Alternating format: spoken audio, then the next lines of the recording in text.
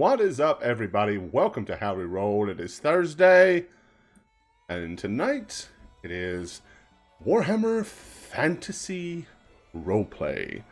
Last week we started a new campaign where our heroes all traveled to enjoy the festivities at a little town called Gipfel in the halfling lands of the Mootshire, and had a whale of a time, and also figured out who set fire to some of the local tobacco crops, caught them, and got them saw to justice, and earned some well-earned rewards for doing so.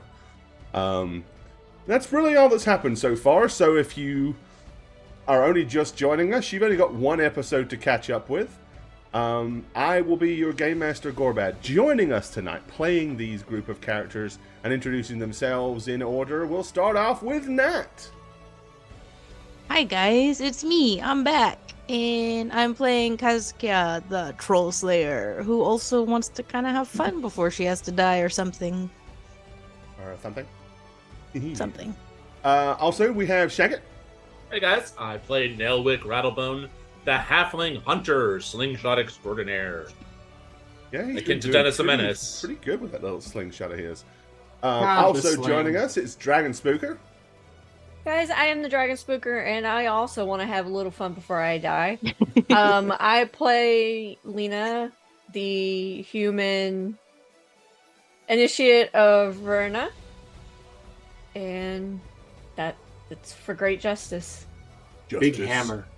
Yours is the Warhammer we were talking Truth, about. Justice, and the Imperial Way. And last but not least, it is Satchmo. I'm Sashmo. That's me. I'm playing Khazadrin. He's a dwarf. He's a very dwarf. His main thing is that he's a dwarf, and he's very proud of that. Oh, he's a shield breaker too. So hand to hand. There you go. Shield wall! Alrighty, so yes. That's our little quad of heroes to adventure and wander around the old world, getting into mischief. And that's about all we need to do. But let's go ahead and uncover the map. And we can kind of roll from here. Okay. So, once again, we find ourselves back in Gipfel. You're just outside. Pie Week is over. And there's really nothing else to do here in Gipfel. Crops have been burned. The festival is over. There's a lot of people clearing stuff up and hinting to everybody who's not clearing stuff up that they could help clear stuff up. Doesn't sound like a lot of fun. But, as you were aware, several merchants had come in and were traveling around, and a group of merchants that are heading basically back northwards.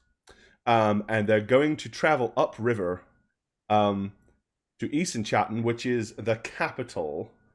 I won't say capital city of Mootlands, because there really aren't any cities.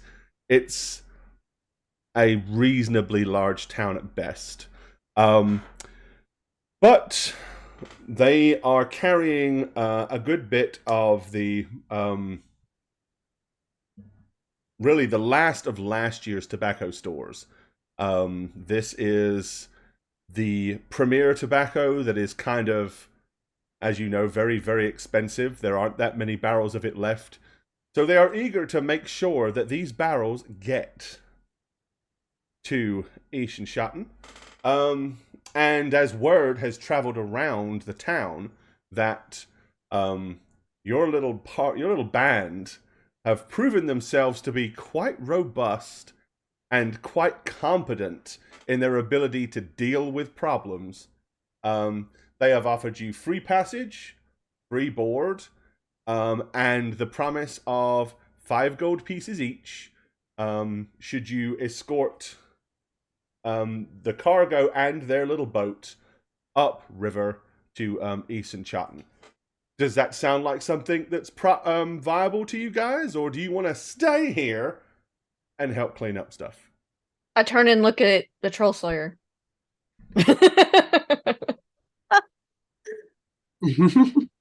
And they're in love. Wow, viva.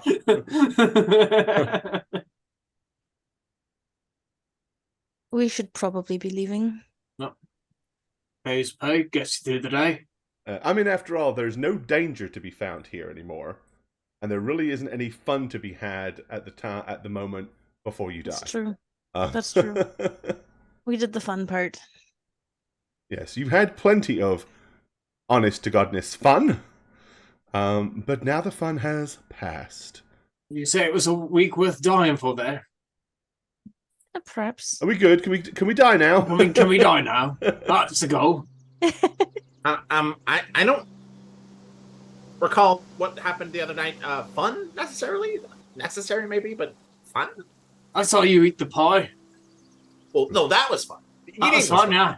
But the apprehending that the dwarf who almost killed. Oh, that was fun, yeah.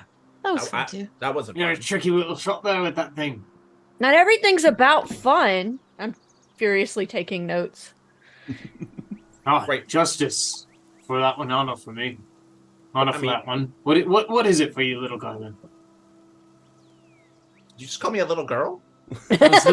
No, little guy. I wouldn't misgender you. I would still call you small. you called me girl. You're one of the wee folk. It's your accent. Sorry, it's hard to figure it out. But Whatever you want to be called. What is it that does it for you? I don't honestly care. Fun Oh. to me. Okay, so pay is it? Hey, fun. I mean, look, if you guys are all going, I'll go too. I mean, I'm not gonna say no if you guys want to Ah, camaraderie. I'm gonna go ahead and just like scoop you under my arm. Off we go. go. I'm gonna squirm a little bit, but kind of futilely. Like I can't escape your grasp. I don't know. You bested a troll slayer. Yeah, you're kind of the best fighter among us. I guess, Arguably, that has been kind of sort of proven to be. He's definitely the most effective among you. Yes, Kaya will never admit it. Yeah. Whether or not he's the best fighter, he's certainly the best shot with a sling, and that proved to that's be what we most needed, yeah. dangerous the other day. I guess. Here's the thing. I don't know how to swim. You want to go on a boat? I never That's really what the did boat the is for. swimming. Well, the currents are big, and I'm small. So Yeah, that's you know, why it- you're on think the of it boat. this way. I'm gonna pick up a big rock and like a little pebble. I'm gonna be like, "This is me." I'm gonna throw the rock in the water and it just sinks. I'm gonna be like, "Nope," and then this one's you. I'm gonna throw it in. Oh, I thought it would float. yeah. Sure. If I stay in the middle of the boat, I guess it'll be fine. Yeah, further from the bank. Yeah, I mean- Sure. because if the boat sinks, that part will not.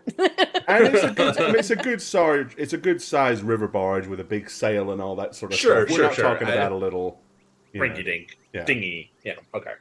Just All right, like a Dingy. Ring a ding dingy. Lead the way. I guess we're going. Okay. Well, I don't do rivers. I do lakes. I get trained. I can swim in a lake. They're both That's water. easy. Yeah, but Well. one's moving. it is about 50 miles upriver to Ichischatan, Bless you. which takes you, which is going to take you a good couple of days. However, by the time you get to, you're probably about 5 or 6 hours outside of Ishinchatan. To your left are vibrant rolling hills. To your right are kind of open plains. There are a couple of individuals, both sitting on the ground, kind of close to the edge of the water. One has gotten kind of like a very laden pack. The other one is carrying like a big sling bag. They've got a blanket out, and it looks like they're munching on some very meager rations. As they see the boat, one of them jumps up excitedly and waves. and starts beckoning it over. The captain of the boat kind of looks at you guys and says, "Look, if they're willing to pay passage, I'm not opposed to picking up a couple of extra mouths, but after all, we'll be there within a few hours. Size them up. Do you think they'd be any problem for you to deal with if they tried anything?" I size them up. Yeah, give them a look over. Yes, about how tall are they? They're both human. Medium. They're of average height, average build. Oh, I get it. You're not... Armor, weaponry. They've got leather pants, leather tunics, but no serious armor. One of them's got a short sword kind of tucked into his belt. The other one looks like he's got a knife and maybe a hand axe. No serious weaponry or anything like that you can see at first glance. Signs of corruption? Yeah, like a tentacle arm behind, waving at us. Yeah, anybody got flames dancing in their eyeballs or anything? As we roll by, have you got the tanks? Do you have the pox, do you? If you want to try to scrutinize them, give me a perception skill roll then, Haffer. Love it. It's all you, Nellick. Come on, my boy. I'm just gonna treat you like a child. Boy. Hey. Whoa. Okay, you really kind of take a good look. You look at count the fingers, look at the Count number of fingers and toes. noses that they have, check the color Big of nose. their eyes. That one's first nose makes acid sense, but the penis? second one. Yeah. Come on. Check Let check us see. check the crotch area of the pants. They're fully intact. No stains that would have, slowly caused No the holes. material to dissolve. So no acid penis, no. You don't The fact see that we have any, to ask that. You see no obvious signs of corruption, but of course, corruption can be sneaky. It's not always visible. I don't like that guy. He's got an extra tooth. I'm gonna look at everyone and be like, Count the follicles of hair on his head. There are 20 One more of than them's wearing a normal. Beastman helmet. yeah, I'm just gonna look at everyone and be like, I mean, they seem okay. Hey, Mike, that's awesome. Appreciate it. Thanks for the sub. I'm glad you're back with us. Nothing too crazy looking. You don't look Well, let him very on. dangerous. If there's ever a problem, we can just shove him off. He says, What the? "Oh, thank you, Junk. Resaw. 104 months for you as well. Take your pants off and hit the hype. That's like Both you and Mike. Pants off, that's like pants 12 off. babies. Right? Too many. That's too many. That's so many babies. For every 9. Count the ways I've subbed, right? What the? What? Resaw. Yeah, for some reason, it double announces sometimes. Very weird. Triple announces sometimes. Resaw. Oh, double because there were 2 subs back to back. Okay. I think one of them is being Yeah, picked Michael up and too. played locally, and the other one's being played by the stream manager. Anyway, enough of that. He says, okay, never been one that's great for haggling me. Just being a simple boat captain and all. See if you can get a couple of gold out of them. That seems a bit steep. Well, of course. That's why we're going to try to get a couple of gold out of them. I mean, That doesn't sound fair. a gold each, not 2 each, just 1 each. Well, that's more Dina's job. No. Well, I don't care whose job it is. Just see if you can haggle them to a gold apiece. Maybe they've got it, maybe they haven't. But don't settle for less than 2 silver. Okay. I'm gonna kind of nudge Lena on the side. Can Go I ahead. like Go have fun. Go have fun. Can I sort of tell if that's fair for the distance we would be going? A gold would be steep. Okay, A so couple we're of not pennies doing would gold. be probably fair-ish. So I mean, he is trying to get more than it's really Yeah, he's worth. trying to scalp him at this point. That's insane. But you know, Are we in a relatively safe area in the woods in the surrounding lands? there's no woods. As I said, it's all open plains Just to your plains, right, so right. you can see clear.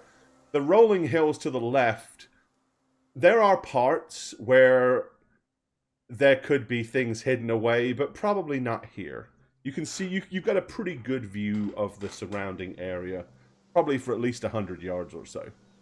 Okay, well, I'm definitely not asking We're like for not more even than I like think it's worth. We're like a half day out or something. Not even. Yeah, Yeah, that's insane. I mean they could walk it. They could walk it in probably a good full day, or they can get there today on the boat. You know, so they get there during daylight if they go now, or they probably have to push on until the early wee hours of the morning if they walk. So there's definitely an advantage to them traveling, and it's considerably safer not to be roaming the open plains late at night. Okay, well, I'm gonna tell them what's fair as far as like how much they're gonna pay, but I'm going to sort of say that D&D, what's up? it would be very gracious and proper of them to tip. Okay. Well, he's going to pull the boat over to the side, and kind of moor up so that you can, get right up to where they are and talk to them. They very eagerly come over and say, is there any chance that you might give us passage to Ishingarten? We are traveling light and do not have anybody except the two of us. No other burdens. Would that be okay? Well, passage isn't free. No, of course. We are willing to pay for this passage. After all, we are. And the other one kind of says, after all, we are heading for a great adventure. No, he says, shh, be quiet. Yes, we are happy to pay. A great adventure. Yes, the site. My friend has never been to Eastern Chatham before. He's very excited, aren't you? Yes, very excited to see Eastern Chatham. Yes, that's what I meant. All right. Well, as I said, it won't be free. I think that given how far away it is, you said 2. 2 would be probably two silver would probably be fair. A little more than that wouldn't be outrageous. A gold is definitely scalping. Okay, well, I'll say 2 silver. But I think it would be very gracious, and the goddess Verna would be favorable if you were to tip. No, that sounds very reasonable. Then yes, here you are. And he reaches down into his breeches and pulls out a couple of silver from his money purse and hands them to you. All right, I'm gonna welcome him onto the boat, and I'm gonna go give that to the captain, and I'm not gonna listen to anything else he says, and I'm gonna walk off. Okay. The captain kind of looks at it. He's like, shrugs his shoulders. Goes, suppose they were difficult to bargain with, eh? Really stubborn. Never mind. I mean, well, we're moored up here now. We might as well break for lunch. And they go ahead, and the food thus far, it's been plain but edible and decent. Hey, a little sweet because of me. Just so you know. you doctor it up? Do a little doctoring here and there. A little extra sugar in places that don't belong. How about Just the idea that you just add sugar to everything. How about the honey glazed trout, everybody? Mmm. Oh, yeah. Okay. Caramelized fish. Don't knock it till I make it for you, Shaggy. Oh, yeah. You're all sitting there and Or mutton. enjoying your food. The merchant passes around a little pouch of tobacco for anybody that wants any. Unfortunately, it's not the good stuff. It's one of the cheaper varieties, but still perfectly palatable. It's then that you kind of notice that they're really looking at you and sizing you guys up. Oh, are they? Telling me my dwarven friends was the big, glorious, most splendiferous hair. That is a very large axe you carry. Are you perhaps a woodcutter? No. Far worse than that, she is. I was just curious, what would one do with an axe quite so big? Well, one would most probably be cracking skulls, if that's what you're asking. I see, and you are very, very armored and have a very, very fine shield there. Yes, are you perhaps part of some mercenary company, or? Oh, actually, I was part of the official guard there. But no, I'm more charged with making sure that this one cracks a few skulls. I see, so you're more of a instigator. Not quite an instigator, more a honor seeker. I see. And the two of you are acting as guards for this little fellow here and this lovely priestess? I know he's drawn more blood than any of us. So, Whoa, that's not, I mean... you are also a combatant of sorts? You do surprise me. You are quite a little fellow, after all. Exactly. I'm very small, to be underestimated at all times. I see.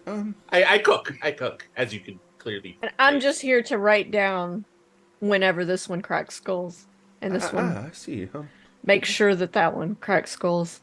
What do you think, Heinrich? Illiterate, you see. What do you think, Heinrich? Well, we would need some assistance, that's for sure. They do seem quite capable. Perhaps we could...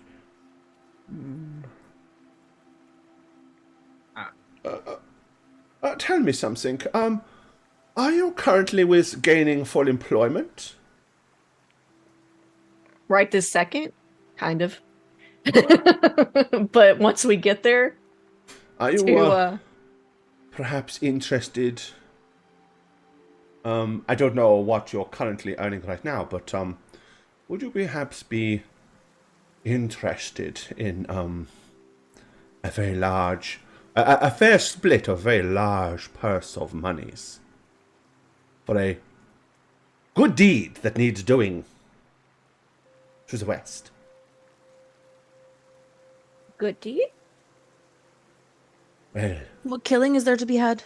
What's out of fighting? there's definitely something to be killed. Or, if it turns out to be nothing to be killed. But that would be... we'd get paid either way, so... there is a very small village that is northwest of here that is having a bit of a problem. And recently, when we was across the... and he kind of points over the hills. Is over the hills there. We came from Grunhogen. And while we was in Grunhogen, we heard that there was somebody paid to spread the word and look for some would-be heroes to come and take care of a beast that has been recently ravaging and attacking the farmland. Well, we decided that this sounds like a very good opportunity, so we decided we would take part of this, and, well, unfortunately, two of our friends also decided that they wanted the money. While we was all sleeping, and we were originally all going to go together, we woke up and they had gone on without us. Well, that hardly seems fair. Well, not fair at all. We was going to, as I said, we were going to go and ask some of our other friends to join us, but seeing as time is of the essence, and you are here now, perhaps we could entice you to come along with us instead. After I'm all, gonna turn and look at Caskai and whatever That's a great this species. creature is, it's done some horrible things. Horrible things. Yeah, I'm gonna follow Lena's lead and look as well at the two dwarves. yeah, I have my quill poised to write down what she says. Would be a great beast. Something fierce. Well, the village itself has been unable to deal with the problem by itself, so they are willing to pay a large sum of money. So I'm thinking it is probably something that is not so easily dealt with. But for strong combatants like you and dwarfs, nonetheless. Well, at this point, I feel like saying no to it would be a bit of breach of honor, wouldn't it? I suppose so. Well, if you would like to venture with us, rather than travel north on this boat, the quickest way would be to cross the hills back to Grunhugel, and there is a vessel there that we can tie up with and go up to the Hornsberry Ferry, through the Altern Forest, and on the road to Randenberry. So they want to get back off the boat and go. What? Well, the problem is, this vessel, I'm assuming, is going to stop when we arrive at Ischenschatten, yes? Aye. Yes. Well, it is going to be difficult to acquire passage on another vessel to go where we're going. I happen to know a boat captain in Grunhugel, which will take us the entire way. In fact, we had already negotiated this venture and a price before things kind of turned a little sour. Is there an insight roll or something? This seems weird. If it seems weird, you make your judgment. He says, we know that there's no possible way we could do this ourselves, and, unfortunately, our friends had spread some rather unpleasant rumors about us, in Grunhogel, and, we were chased out of town. But if we tell you which captain it is, you can secure the vessel. We will wait just slightly upriver, and once you're out of town, we will jump on board and travel the rest of the way with you. I assure you we have done nothing wrong. It was all a horrible ruse by these skullduggerous friends of ours. They are just greedy and wanted all the money for themselves. Well, our job's gonna need us to stop in town for a bit, make sure everything's all right, check in with some people. So we're gonna have to stop in town either way. Well, you can stop in Grunhogel, where the vessel is. But, we don't want to stop long, because as you can understand, our friends have already got a head start on us, and we need to hurry up and get there before they get the prize for themselves. We committed to this job already. What was the job you committed to? Delivery Delivery of... of this vessel. Threaten that, and To we're Eastern gonna Charter. have to threaten you. Yeah. I see. Is that the captain? And he kind of points over at the captain as he's sitting there munching down a big chunk of bread and slurping down some ale. Yeah, that is him. Says, good. My good man, a moment of your time. And he kind of begrudgingly gets up. He says, how much were you paying these individuals to escort you to Ischenschatten? Which is what? But a few hours or half a day away? And he kind of looks and... As well. Few gold? Why? What if I pay them for the journey thus far, therefore you have paid nothing, but you release them from the employment right now, because we may have something more pressing for them to do. After all, you are almost to Eastern Chatton, the dangerous parts are gone. And he looks, and then says, well, I was going to pay each of them 5 gold. Not as much as that. I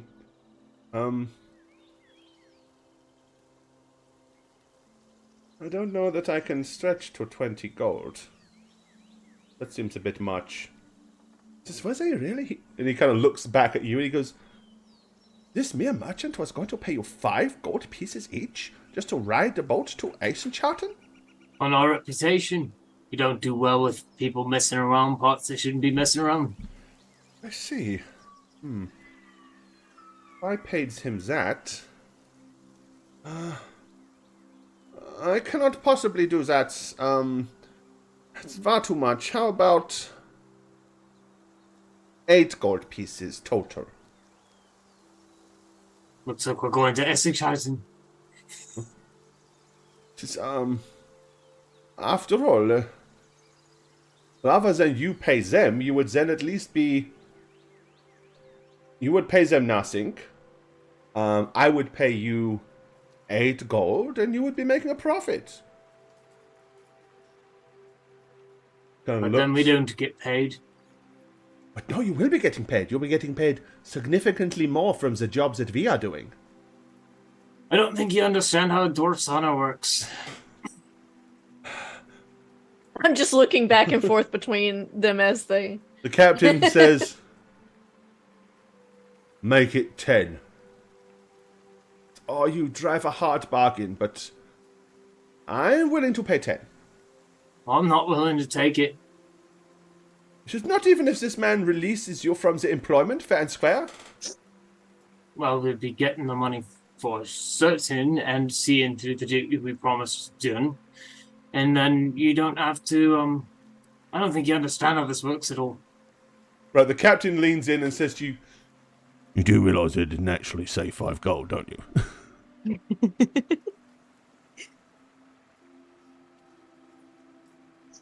What did you say? I'm confused. I'm so lost. I think that the captain actually only promised us 5 gold. Yeah, he's bluffing to make extra money off of it, but I was going to play along with it. He's basically lying to this guy, saying he's paying each of you 5 gold when he's not paying anywhere close to that. Yeah. He's trying to fleece the guy. Oh, no, I get it. I'm actually standing there trying to do the math in my head because I feel like my character probably would actually say something. And he says, well, 10 gold and they're released from their obligations and can travel with you. No problems at all. Assuming that they want to go, that is. He says, you see, so your dwarven honor would be intact. We are paying to release you from this situation. He is quite happy for you to go. He will hold you in no ill will, blah, blah, blah. You come with us. There is a great monster to be killed. Oh, for certain. Just not what he said a minute ago. It's just we haven't seen any of this compensation up the river here, have we? No. You've gotten free travel, which you normally pay for, and free food. Well, but we're here on a job. We're getting paid. And now suddenly we're not getting paid. That's my concern. No, the captain's getting paid. Oh. Oh, I don't think we were getting paid for this, were we? I thought we just got free passage for protecting. We were getting 5 gold. Oh, total. okay. No, that was like a gold apiece. Yeah, I want a goddamn helmet.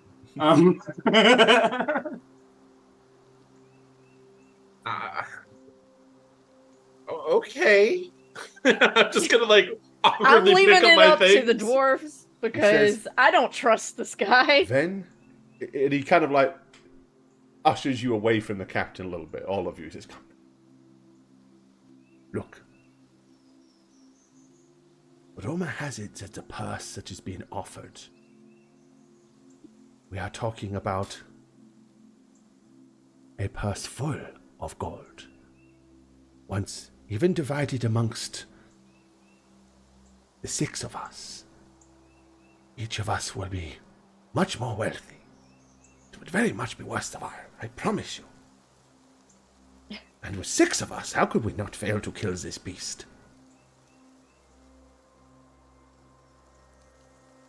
I'm gonna look at my. I'm going to look at Kazkaya and just be like, my honor and my word versus an honorable death. But your honor and your word is satisfied because he is willing to release you from your obligation, yes? Can't help but feel like I'm being swindled here.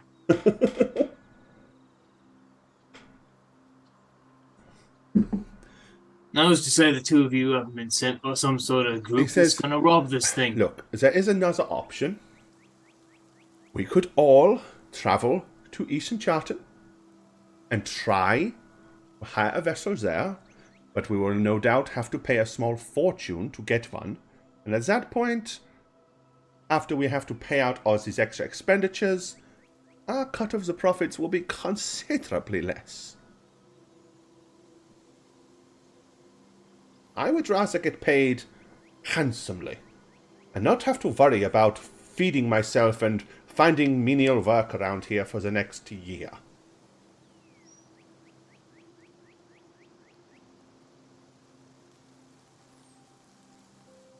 But seeing as we cannot really do this without you, it is really your decision.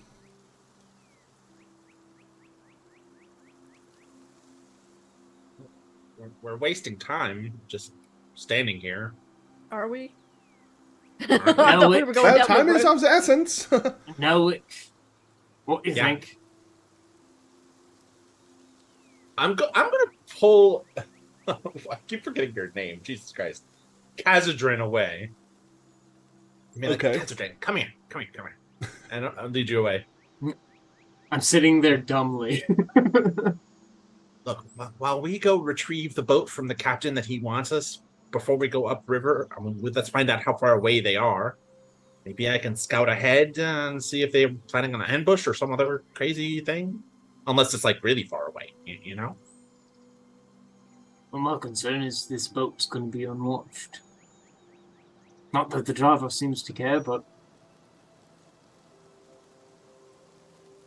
Well, we promised we'd get it there.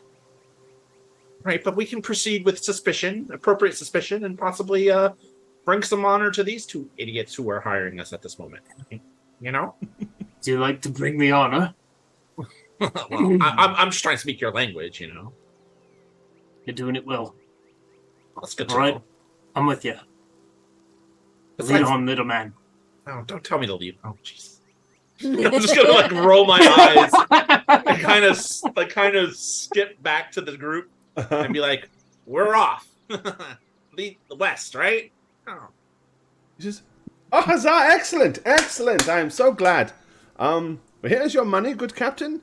Thank you for your hospitality. Thank you for lunch.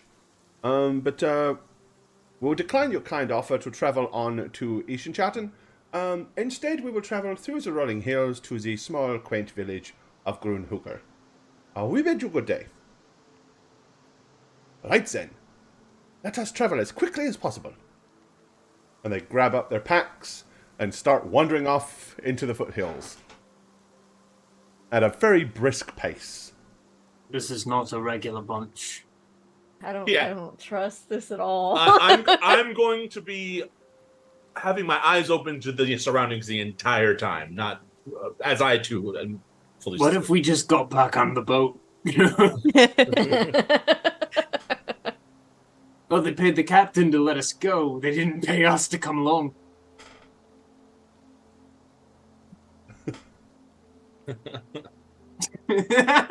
Yeah, no, I'm walking with You're going full okay. awareness of my surroundings. Yeah, no problem. Well, by early evening, you guys come down the other sides of the hills and you see the village of Grunholger right in front of you. This is when they say, okay, so you are looking for Captain Horatio Schmidt. As a medium-sized river barge. Just tell him that you are with the two gentlemen that spoke to him this morning about travel to Brandenberry. And secure this passage. Tell him we have other business and will meet you just a mile or so out of town. And we will be up the river awaiting you. Once you come by, we'll jump on board and we can all head to Hornsberry Ferry and then through the Altown Forest and off to deal with the beast of Brandenberry. I don't hope the feeling we're maybe hoping some scoundrels escape justice at this point.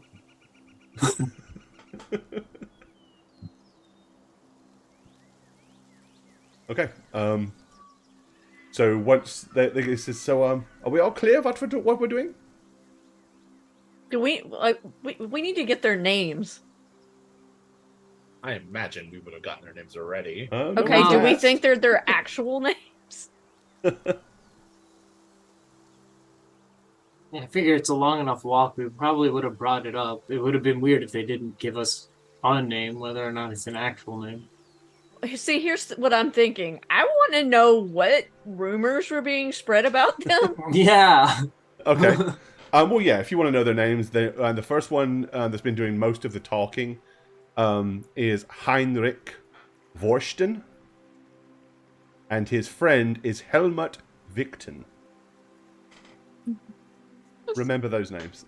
Yeah. What was the second one again? Helmut Victon. Remember, It's you're in the your helmet Empire, that so you everybody want. has like Heinrich Germanic and sounding Helmut. names. Helmet. It's the helmet you're wanting. The second guy. Helmet. This is not the helmet you're looking for. I take his head. Scoop it out and put it on top of my head. What do I have to roll to take his head? And we're looking for which captain? Captain Horatio Schmidt. Horatio Schmidt.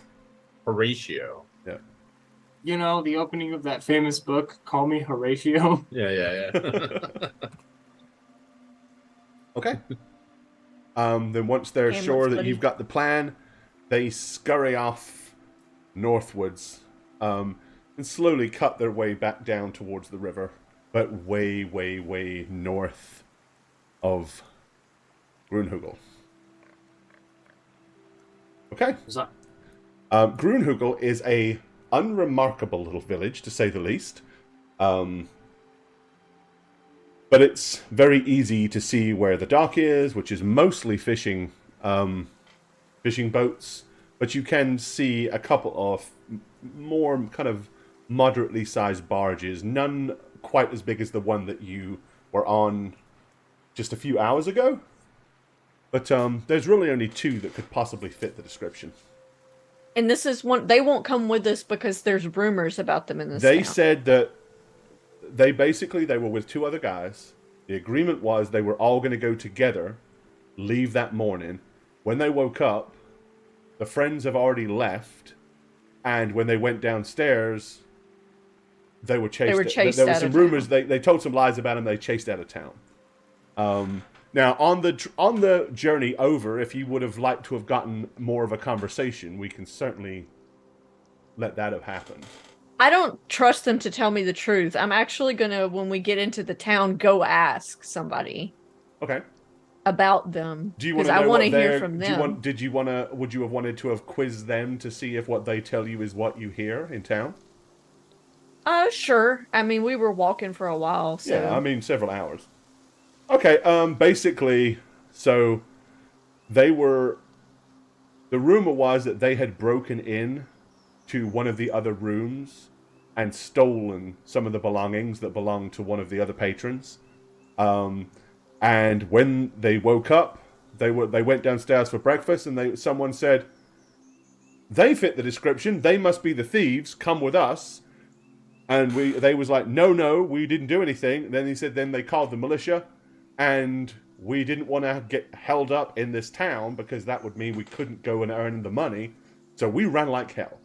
And we decided that we would head over the hills and then follow the other river into the capital if that's what we had to do. And that's his story. But then fortuitously, you came along and they didn't have to go into the capital and pay out the wazoo for the boat. They realized there was a way that they could still use the boat that they were going to hire, pay a lot less, and you would be probably as good as anybody that they were likely to find that would be willing to help out on this venture anyway. That's their story. All right, let's head into town. Okay. Find out the truth. Alrighty. How do you want to go about finding out this said truth? I guess go to the inn. Okay. Supposedly where this happened, I guess. All right. Yep, you can wander in there. There's... Let's see, you'll be late evening. So yeah, there's quite a few people in there. Again, it's kind of a... This is a small river, like a small river village, so nothing here is particularly grand. But there are probably about a dozen or so people in here, plus a couple of people waiting tables. There's a second story, which is the only second story that has about half a dozen rooms up there. And obviously there's an innkeeper that will serve you drinks, talk to you, take your money, whatever. All right, yeah, I'm gonna ask the innkeeper about this. What's up? Before you do, you're gonna feel your clothing pull on your right side, and you just see Nelwick standing there looking up at you. Yes. What's your stance on lying? Well, To get to the truth. Huh?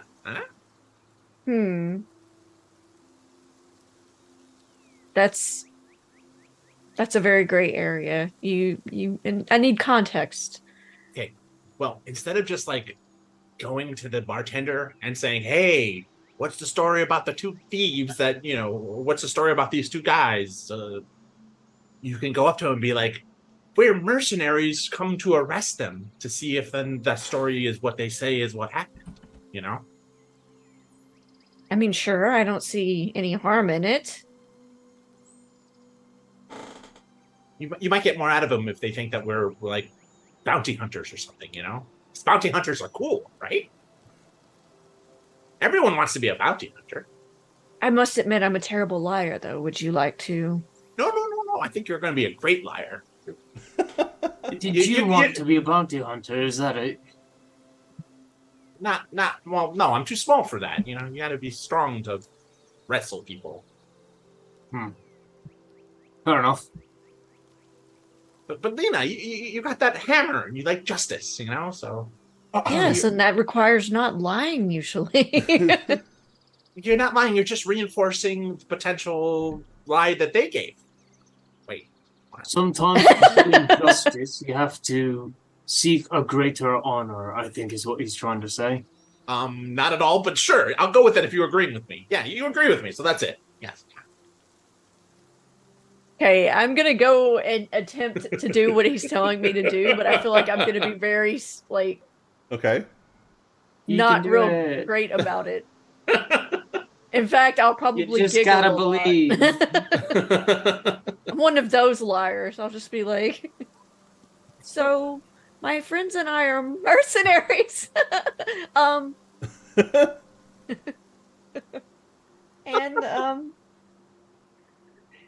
we heard tell that something happened here recently, and we thought that we could help apprehend the culprits. Okay, he Can looks at you- you. He says, For justice! You can hear that from below the bar. you kind of peers and looks over the bar down at you. And he says, has the militia already posted, a bounty for the individuals? That's sufficient. But I can tell you that there were 2 men here this morning that apparently broke into one of our other patrons' rooms and stole all of their belongings. We had a couple of people identify them and say that was them that did it. So the militia was called, and they refused to talk to the militia, so they fled. So they are wanted for questioning at the moment, I understand, but perhaps the militia have found out more evidence, and these men are seriously wanted criminals. So if that is the case, then, yes, I can show you the rooms they stayed in if you would like, if that would help your, investigation. They did not steal from me personally, they only stole from one of my guests. Do you know what items they are reported to have stolen? Everything. They stole the gentleman's clothing, his money purse, his dagger, his travel pack, and a very good fine pair of riding boots, if I understand correctly. And these are Gore. These are things that they did not have with them when we met them on the boat. They would have all fit in a pack, and that one guy did have a big stuffed pack. Okay. So it's possible, but you certainly did not see any of those items. Right. Unless the dagger that the one person was carrying was the dagger that was stolen.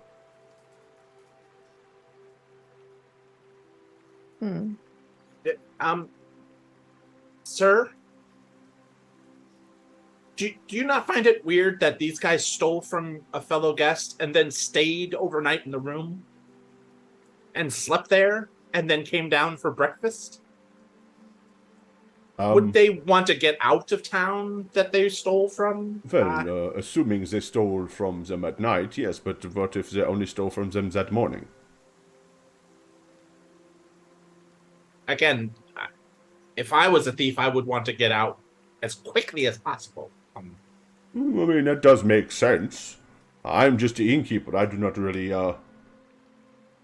think about such things. That's for the militia captain to do. Sure. Was the person who got robbed the same as the person who called them out? Or were they different people, different parties, different groups? It was a different individual. The man came downstairs and said, "Oh, I have been robbed." And then these other 2 individuals said, "Well, we did see two fellows poking around outside your room early this morning. And then they happened to come downstairs, and they said, those are the fellows." And that's when everybody said, "Well, you need to answer some questions," and we called the militia. And then the 2 that identified them while we were talking had disappeared, and they did not stay. I presume they did not want to get directly involved, and the militia was called for, and they ran out of the door and out of town. Okay, yeah, that's pretty suspicious. Maybe these guys aren't lying. I'm not gonna tell him that, but that's what I'm thinking. Okay. Is there a Horatio here, perchance? I do not see. Do you mean the boat captain? Yeah. No, he usually does not come in too much later if he comes in at all. Does he stay on his barge? No, he has a house here in town. But the docks are, if you go out of the door, travel down to the riverside, they are not too far. You can get to them very easily. Okay, thank you, sir. I'm gonna walk back to the other 2. Wait for Lena if she comes. Yeah, I'm just gonna follow you, like, awkwardly. You only had to tell a white lie. Yeah, and I did a great job at it. I mean, he didn't ask questions.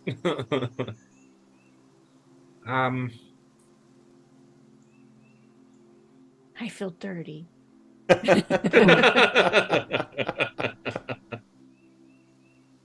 Well, this is just weird.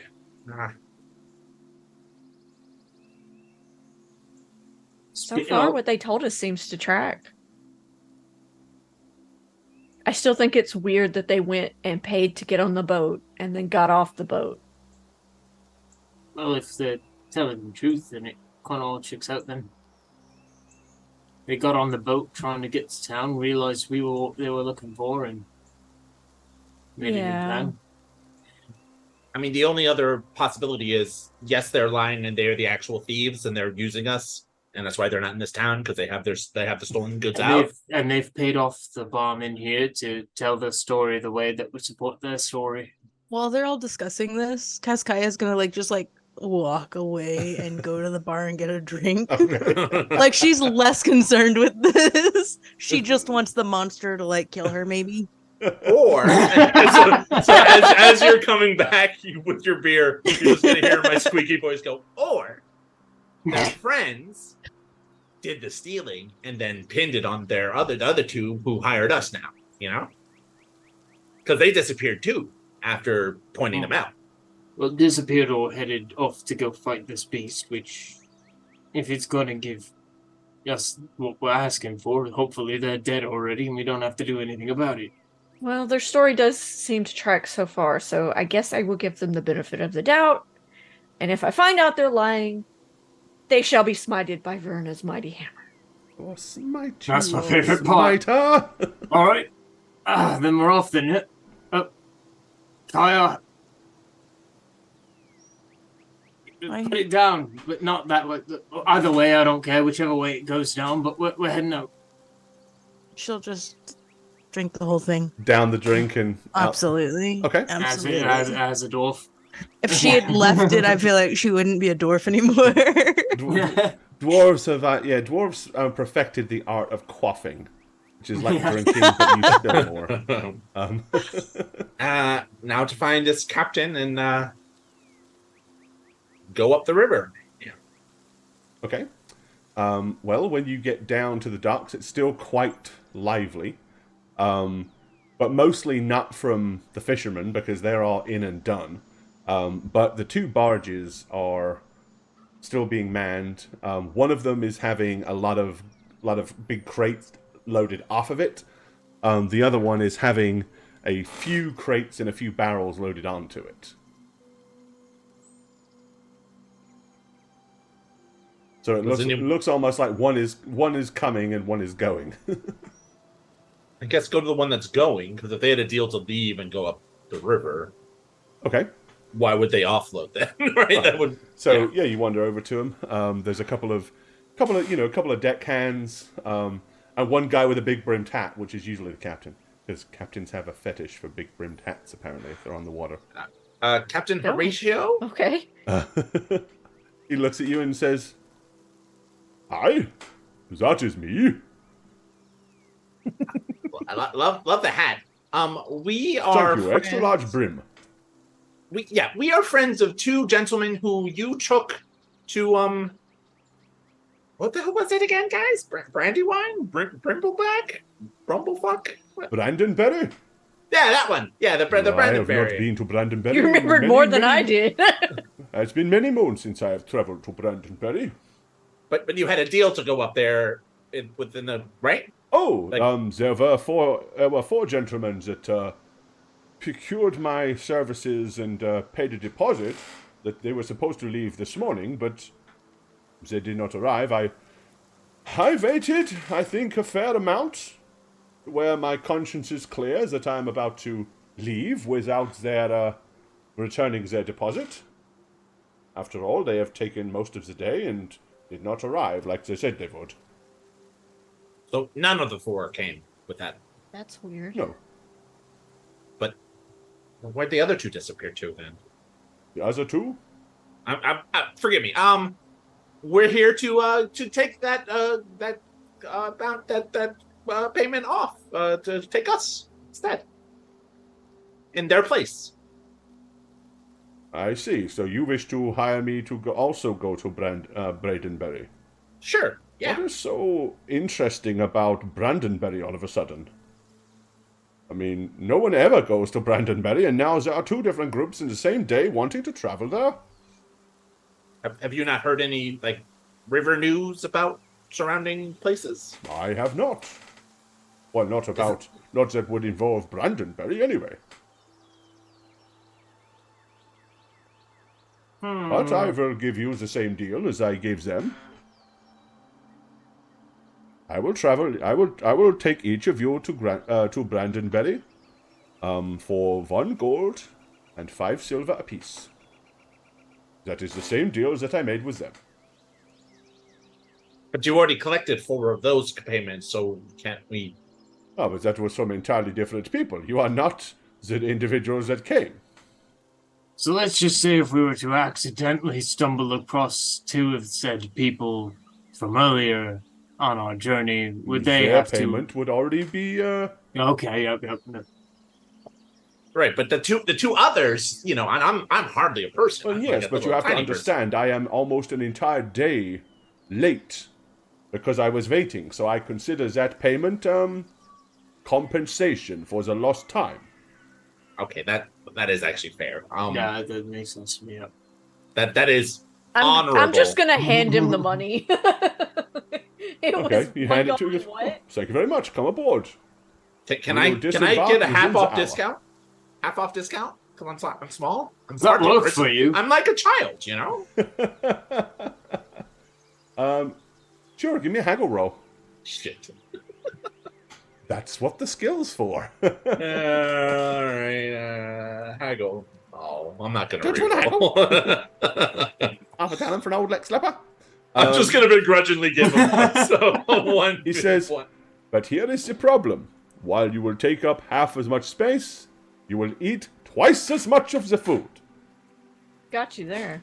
You're not wrong. So there will be no discount for you, little One fellow. gold and yeah, okay.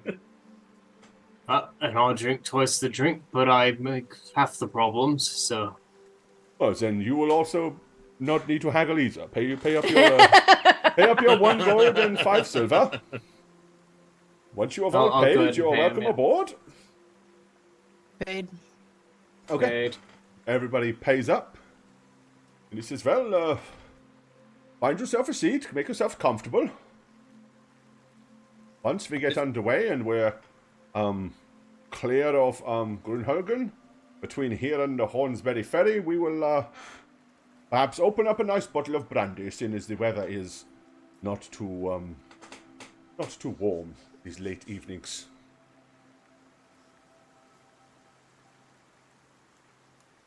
All right. Is there I want to do this quickly because we only have, you said, like a half hour, right? Yeah. he Is said there that any they'll be done within the hour. Ready to go. like shops in town? That's a Um, weird question. I mean, There's or is a. it like trade stuff, right? What are you looking for? A kind of rare staff sling. For more range. I mean, there is certainly no store or shop that would sell such a thing by default. Right. So, might not be easy to find here. Sure. Okay. Did I happen to walk by a guy with a nice-looking helmet that would fit? I hate this helmet. It's almost as if a dwarf should be wearing it. It's far too big. Chunk. I'm gonna go ahead and add it. You said it. It's done. No, not really. Not in this don't base. There's probably no one here that could afford to buy a helmet, except maybe the river captains. Right. Okay. Okay. Yep. Well, the boat loads up, and they set sail. Within about 10 minutes of sailing, up ahead on the right bank, you can see your 2 friends waving. Then one of them pulls out a handkerchief and starts waving it to try to make sure that you can see what they're doing. Make Great if we the just, boat, like, go make the by. boat go faster. Make the boat go faster. Veer over to the left bank and piss Oh, off. look! What a surprise! It is the people who originally chartered the boat. That's a coincidence. we kind of made it really obvious. We're like, well, what if you see them again? Okay. Okay. When he sees him, he. Oh, those are two of the individuals that procured this vessel earlier this morning. Really? Yes, but there was only two Wow. of them. There were four, but now two. Are they So they trustworthy, say- Captain? I know little about them. But, Ringing endorsement. Okay. I have old Bessie under the seat here, just in case. God, And I full don't know of if I want to know what iron old Bessie nails. is. Okay. It's a blunderbuss. It's a boomstick. All right. Okay. Okay, Ash Williams. That's I okay. mean- So he'll pull over, and Heinrich and Helmut will happily jump on board.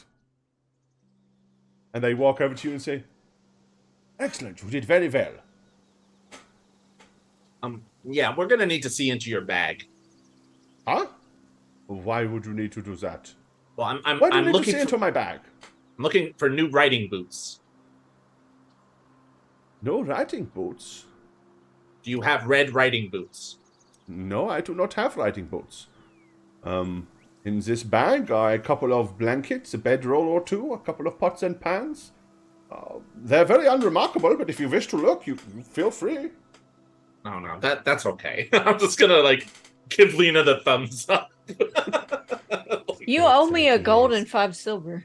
Are you saying that to them? Yes. Heinrich will kind of look a bit stand back and goes,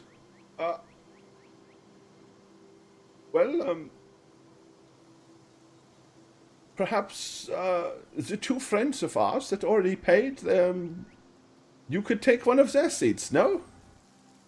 Yeah, he wasn't going for that. You know what? You don't have to pay it right now, but I will collect at a later date. How about that?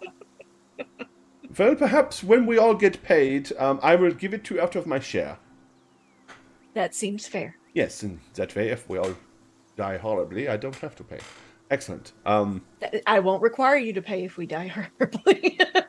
This is a very good arrangement. I agree with this wholeheartedly. Okay. So, yep, you travel down. Basically, you pass under a large bridge, and beyond that is the Altern Forest. They point and show you Hornsberry Ferry and say, that's where the river crosses next to the bridge for those that don't want to cross the bridge and want to go by water from one side to the other. Because it does seem rather weird why there's a huge bridge and then right next to the bridge there's a ferry that just goes backwards and forwards. But if pressed, they will inform you that the ferry is tradition and has been there for centuries and the road is far newer and has not been. But there is still a historic significance to the Hornsberry Ferry, and that's why they keep it going. Alrighty, well.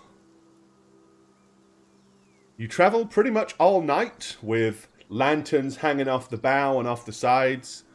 The captain informs you that while they don't typically have problems in the Altern Forest, he has no intentions of mooring up or getting too close to the banks. And politely requests that any of you that aren't particularly tired, that have got good eyesight and don't mind keeping an eye out, scan the banks for any signs of skullduggery. Yeah, All right. I'll do that. Yeah, I'll do that and I'll listen as well. Okay. You travel on through the night. The following morning, we're going down here. Cross over Birnbaum.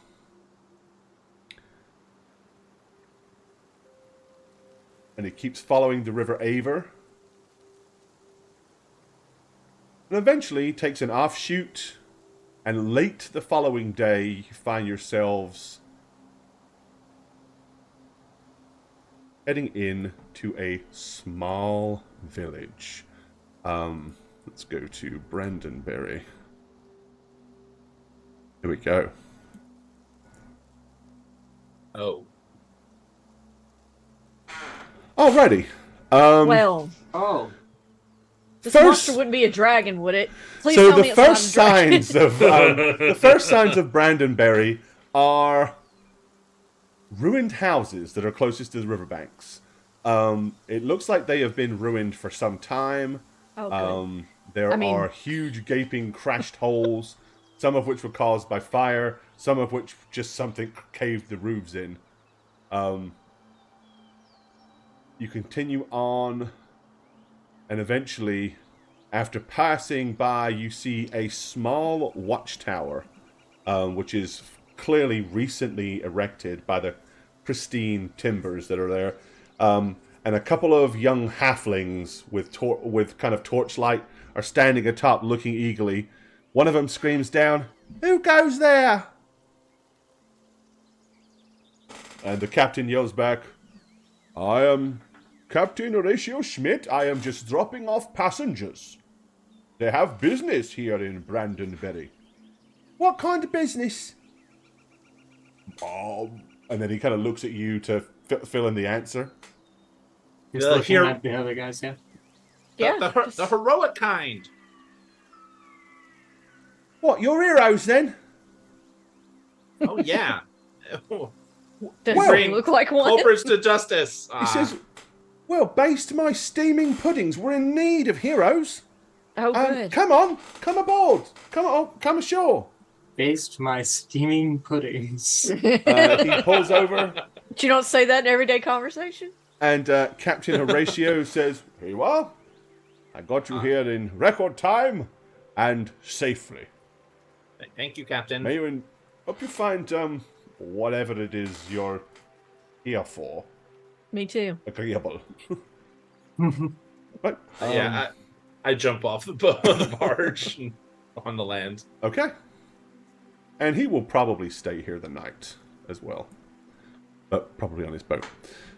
Okay,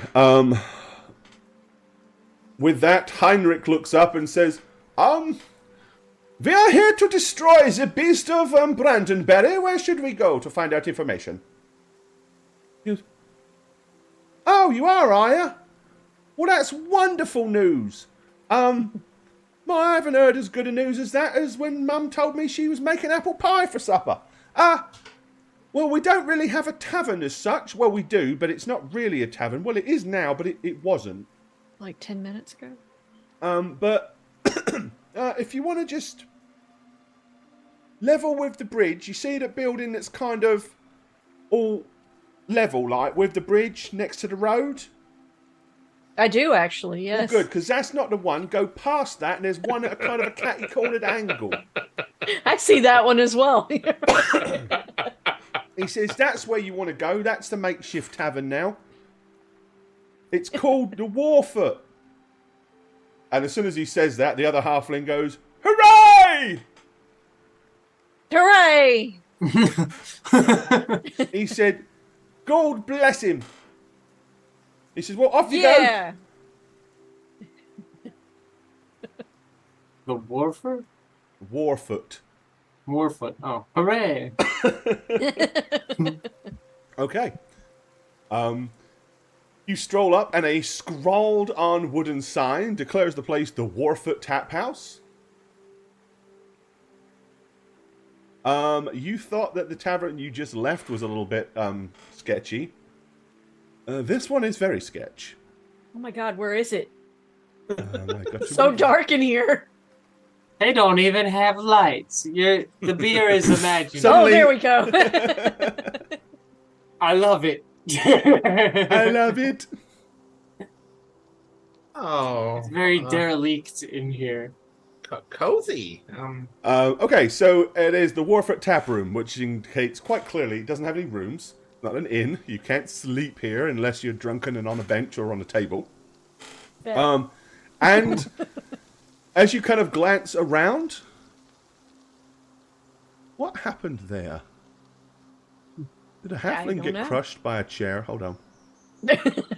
Maybe he's Yeah. under the chair. Yeah, they drank themselves under the chair. Oh my gosh, they are. They're playing a game where you balance the chair on your head as you drink. Something. Oh, yeah, All that- three of them are women. Some- Something That's a halfling strange expert, has that's a occurred here. Standard halfling game. Oh, I know what I've done. Very common. We're going to play it at How Reroll Con. You put the chair on your head. You have to finish your drink, and if you're the first one to finish, you get to punch the chairs No, off I everyone else. have some of the furniture on the wrong layer.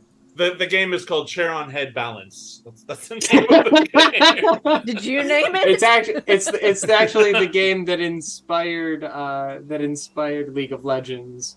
Very true. Yes. Oh my gosh, you should be getting Because it royalties. also has chair on head balance. Oh god, and there's a couple of mugs as well.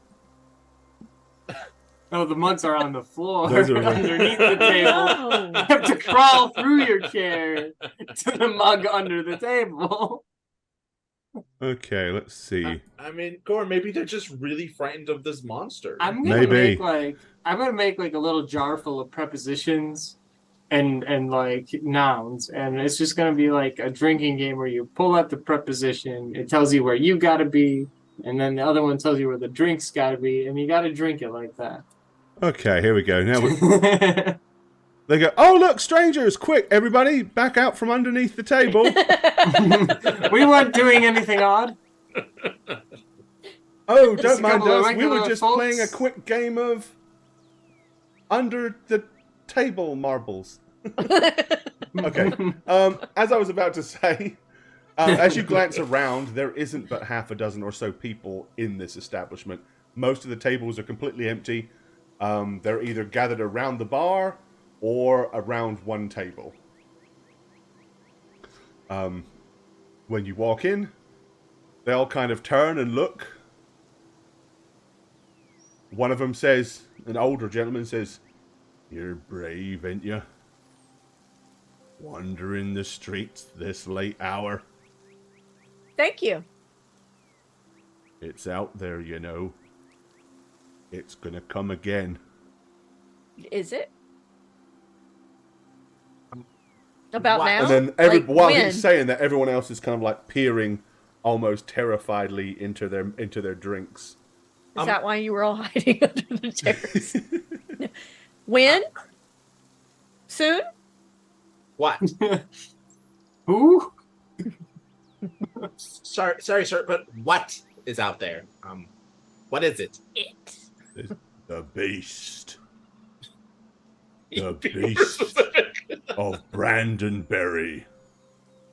Gonna. Just a crash of lightning. What does it look like? Terrifying. Absolutely horrific, they say. Oh, now I get it. And what does it do when it's here? Does it eat people? Or... To start with, the beast never bothered a people. Never bothered a soul. What changed? After it had eaten all the sheep. Oh, God. Once all the sheep had been eaten, then it decided to turn its attentions to eating people. Bane's on the floor and the broom in the back. The lantern slid. I know, I saw Oh, it. Very, we've very got a new haunted. cheese Very table. haunted. I think that the The- beast is the least of their worries. So, also Heinrich and Helmut didn't come in with us, did they? Yes. They Okay. did, they just don't have icons. Okay, oh, good, oh, good. look, there he is. With his fancy shirt. There they are. I'm gonna Oh, look look, at they match. I'm gonna look at Heinrich and be like, who exactly is gonna pay you for this? Because these guys don't look like they have a lot of money. Well, that's what we have to find out. They actually are acting pretty surprised I'm that sure anyone's that here. I'm sure that they would be in the know. Well, just let us try to blend in and get some drinks, and then casually ask the bartender who would be. Casually? I'm sorry, what? We purposely came out of our way to come here. Shouldn't we just... Or perhaps. Yes. We will We will acquire seats over here. I'm gonna look at the two dwarves and Lena and say, "You don't exactly like look casual." You really don't. I know, I'm gorgeous. I'm gonna walk over. Apparently, stand on the table. I'll go up to the bar and I'm going to start by ordering 6 and then realize I need another 2. Okay. So I'm gonna follow you. that'd be The bartender smiles at you and he says, "Got ale or mead or wine?" that's You're a gonna hear difficult me thing. shout from across the tavern. That's a mead. Two of them meads, the rest ale. So 2 meads, 6 ales. He's coming right up. Bring them over if you could. I'll just put them on the bar here and you can Ah. take them over yourself. Don't have a serving wench today, you see. I should get eaten. That's what I was He says about no, to say. but she was too terrified to come into work. She refuses to leave her house. Yep. She could come We'll get it back and then carry a chair. I can be served a beer proper. He says, "Well, welcome to historic Brandonberry. It's very unfortunate that you've had to come under such dire circumstances, but welcome nonetheless." We're looking actually to maybe solve some of the circumstances. He says, "Well, I'm sure we'd all be very happy if you did. There is a reward, you know, quite a substantial one that has That's been what we're gathered." hearing. Oh, it's been gathered. Who's holding that one and issuing it out then? It's stashed away somewhere safe. That we will give it to the, heroes once its job is done. I know where I myself hid it. Nudging Nelwick, I'm just gonna be like, those communal halflings. Always doing everything together. When you nudge me, I kind of fly into the other guy next to me. Seeing So, that like, you're a nudging me. halfling and that you're with him, he kind of makes eye contact with you. He says, "I am Tombo Windstoe, proprietor of this fairly new establishment. We've only been open about a Cutest year." name. He says, "But and what's your name? Which family are you from? Where do you hail?" Oh, I'm a rattlebone. I come from the Rattlebone? north. The way he said that rattlebone. He says, "I don't know any Rattlebones." I'm from Austin. From Alston. Austin. Texas. I'm from Austin, Texas. Austin, Texas, Boston. baby. He says, "Oh, Born in Wolfenburg. are there many of our folk that far north?" Not anymore. Kind of got, No, it's not a lot. A lot of us have died after what happened around here. Unfortunately, things are a little sparse. This town has seen much better days. After all, it was only a year and a half ago when it happened. He says, "If it wasn't for old Warfoot, you know how it is." And as soon as he says that, every single halfling, "Hey, God bless him." Were there perchance 2 other would-be heroes coming in the last couple days? No, but there was a would-be knight that came in 2 days ago. He travelled north into the mountains to deal with the problem. Never came Did he back. have a helmet? Oh, he did actually, and a horse, and a big sword. Praise this be. Anyone else recently traveled north too? No, he's the only one that's come that's answered the call so far. One thing that happened is... Other than you, of course. Well then... Oh, how many of these can I carry? Yeah. You're an expert. You're a 4, dwarf. You can use your shield 5, and just put them on your 6, shield and carry the shield. Yeah, no, over. I got it. Yeah, I'm good. While they were up there at the bar, I'm gonna be over here talking to my dwarven friend here. I'm just gonna kind of to the barkeep really quick, just be like, really quick. Henrik already and on the Helma single are board. both listening very intently to the conversation that's going on at the bar, trying to, pick up as much of the information as they can. have everything, like, I have my notes out again. So, Cassie, how are you feeling right now? What are you thinking? As a halfling boy, do you have what halfling knowledge skills do you have? I have all of them. No. Good answer. Good answer. Secret Science Ranger, genealogy, common knowledge halfling, speak language Rexspiel. I would give you a common knowledge halfling roll on this. Okay. Hey. Okay. So you put two and two together and realize that they are toasting Nicholas Warfoot, who is a recent halfling hero. Nicholas Halfwood. How many successes did you Warfoot. okay. And Warfoot. Got it. you It's now up with recall, now it all kind of starts to come back together for you. There was a huge battle that happened about 1.5 2 years ago at Brandonberry. Okay. And it's all, now it's starting to sink in. Hang on, that's why the buildings are all torn up. This is why there's nobody here. Right, and the damage to the buildings and property has nothing to do with this monster. Probably not. For the most part. Okay. Yeah. Like the bridge and... Yeah, well, I mean, he said Yeah, that it looked old. Right. It was... Yeah, that's right. Okay. Because 1.5 years ago is old.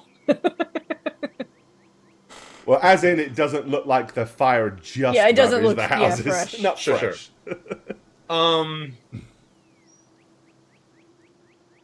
Yeah, I'm going to like raise my glass and say, hurrah! And then scurry back to my team. I'm not gonna. Okay. I'm sketching Kazi. Okay. At that point, the innkeeper leans over and he says, "It's about time. You're going to do it." He says, I'm gonna do it. "I'm not so sure with strangers in." He says, "Oh, come on, we all need the uplift. Besides, I'm sure they'd love to hear it." And then one leans over to him and says, "Go on. It always helps me sleep better knowing that there are heroes like Nicholas Warfoot out there. Who knows, maybe Nicholas will come back and kill the beast." At that point he says, and the old fellow kind of gets up, comes over, with a little effort, clambers on top of this table, and turns around and he says, "Up until 2520, 1.5 years ago, the moot had suffered little more than an occasional poor harvest. Sour milk. Or overcooked eggs. But in the year 2520, we were all thankful for Nicholas Warfoot. Huzzah!" And everybody raises a glass and takes a drink. Huzzah. He says, Huzzah! "For Nicholas was no ordinary halfling. As soon as he came of age, he up and went and joined the Imperial Army. Where after dealing with a few civil uprisings and occasional beastman raid, he become a bloody good shot with that bow of his. They say he saved an elven prince, and that's where he got that magic sword. Well, of course, when he came back to the moot, he joined the ranks of the field wardens. And he was leading a band of field wardens near Stillwater at the World's Edge Mountains when he spied a gathering of night gobbos. And they all go, ooh. Ooh. He goes, well, Nicholas sent word to evacuate Stillwater Outpost, and he and his outriders harassed the gobbos long enough to buy time.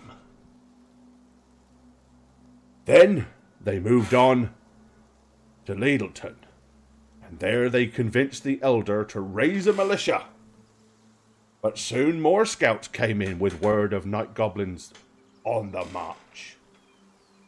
It was then that Nicholas realized it weren't just a raid, but maybe a full-blown invasion of the moot. Late that evening, the gobbos attacked. Huge hordes of screaming goggos, with squigs, with fanatics, with stone trolls, all descended. Well, Nicholas knew he was going to need a stronger force than that if he was to have any hope of stopping the night goblin horde. But for now, he had to hold 'em. Had to hold 'em long enough for the townsfolk to flee to Hornsbury Ferry Crossing. Well, the halflings were greatly outnumbered, and although they fought well, eventually they had to abandon their defences and also retreat across Hornsbury Ferry themselves.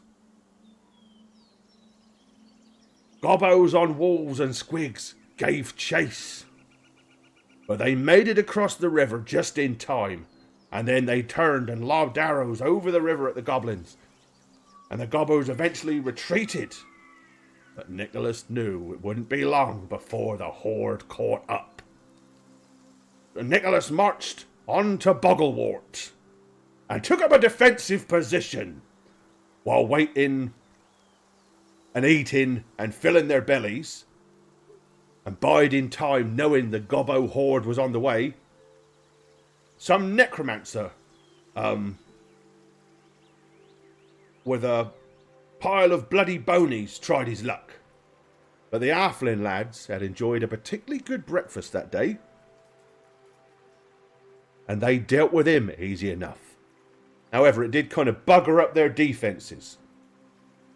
So they abandoned that town and went on to Wailing Woods, where Nicholas had heard rumour that there were spirit folk that hated goblins and orcs. Now, I'm not sure how it went down. That bit's a bit fuzzy. But he ended up getting some of the centaurs, a few unicorns, and 2 or 3 old green minotaurs, apparently, to help out. Oh yeah, as well as a bloody great walking tree. Now, Old Windthorn was his name.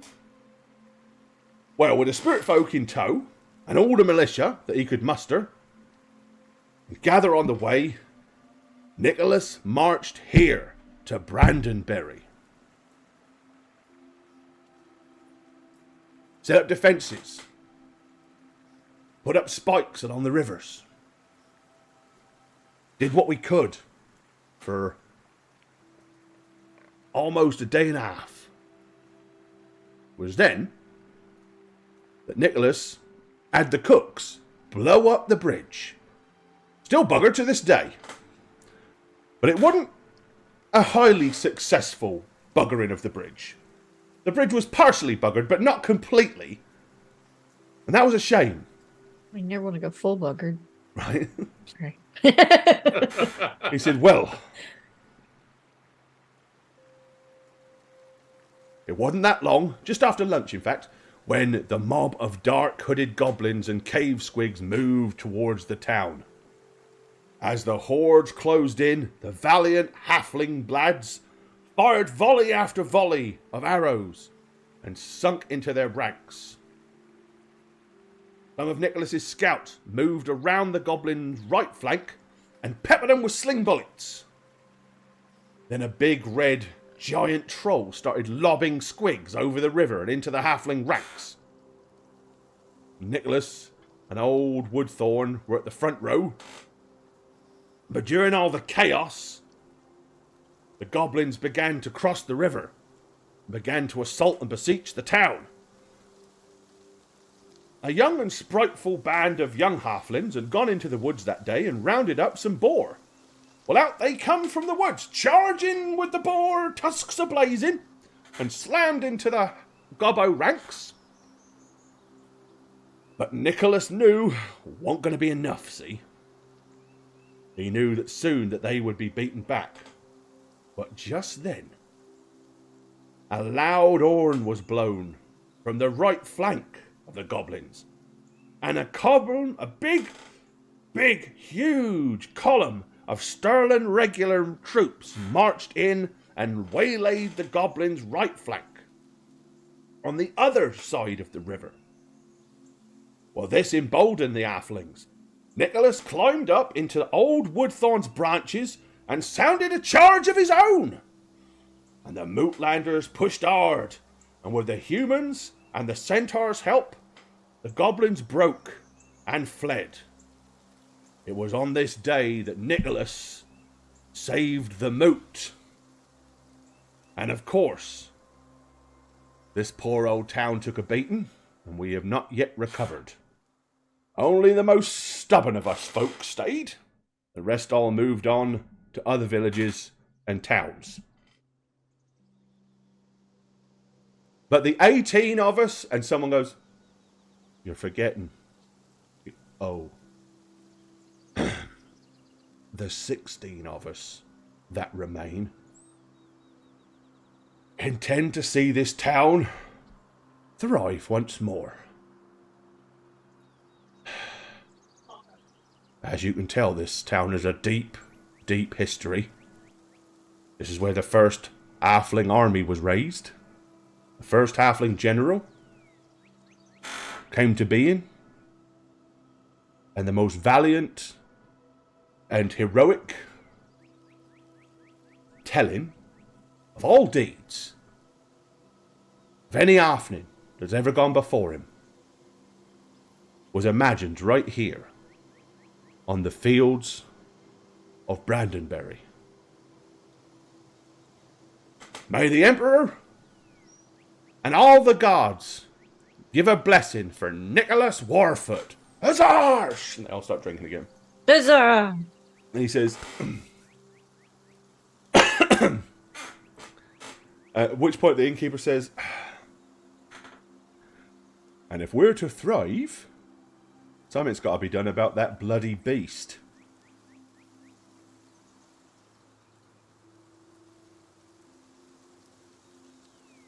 I don't know if you saw as you travelled into town, but north of here are mountains. From what we understand, the beast comes out from the mountains. Comes out late at night. Started making off with the sheep. And once there were no sheep to make off with, I misheard what you said. Okay, gotcha. Since then, an old man's gone missing. And one of the kiddies.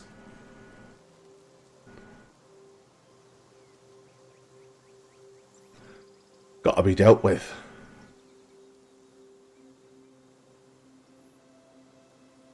Don't know if the old man and the kiddie are still alive. Perhaps they are. Perhaps they're eaten. Gobbled up like.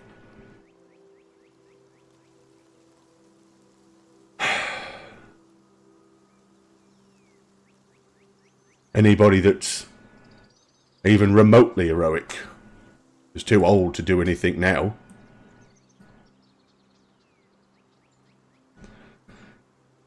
So we're looking for outside help. Would you be such help? Would you want a big old purse full of gold that you call your very own? Enough to retire on? If you live very meagerly. And one of you gets it all.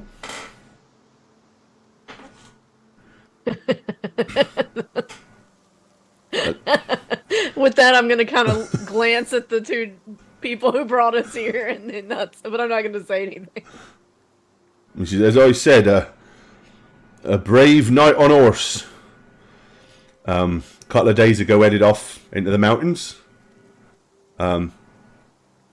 He hadn't returned, but then the beast hadn't attacked either. So there's a silver lining. Maybe he killed it. How frequently did the beast attack before he stopped showing up the past couple nights? Every couple of nights. Been doing it for weeks. So he would be due tonight, possibly. I suppose. I mean, Does he ever enter? Does it ever enter places like here, or does it try to get someone outside? Kitty was snatched from her bed. And the old man, the door was kicked in. Smashed to splinters. And both of these are nearest the river or furthest into town? I assume since it's coming from the north. Hold up. Has anyone ever seen this monster? Not that's sitting here, not that's still alive. So you don't know what it looks like? In truth, no. I'm gonna whisper at the table. I don't think this is... It makes a necessarily a horrible beast. howling sound when it strikes. Oh god, it's a werewolf. The two places that were attacked, can you point them out to me? I can show you in the morning. No, show me now, please. I'm not going out there. It's night time. It could be out there. Could be out there now. So you're just gonna all stay here tonight? Some of us will stay. Those that are too drunk to walk home. The others will go home in pairs or in threes. And they show me the two houses that were attacked? I mean, we'll go in a group. We'll all go. The old man that told the history lesson, he says, I'll show you if you'll take me home. Sure. I'll point them out. Do you live, I mean, I know this is a small village, but do you live very near to the places that were attacked? The way that this town was built, all the houses are close together. I mean, I got that. I mean, I'm just like, are you like next door, you know? Not next door, no. But it was only 2 doors down when the old man was nabbed. I heard the crash. I heard the howl. I hid under the bed. Make sure I Okay. wasn't next. So would you allow me to stay on your roof No. tonight? Absolutely not. Why not? I'm trying to. Because if the That's beast... going too far, apparently. Because you're bringing the beast to my door at that point. We're looking for heroes.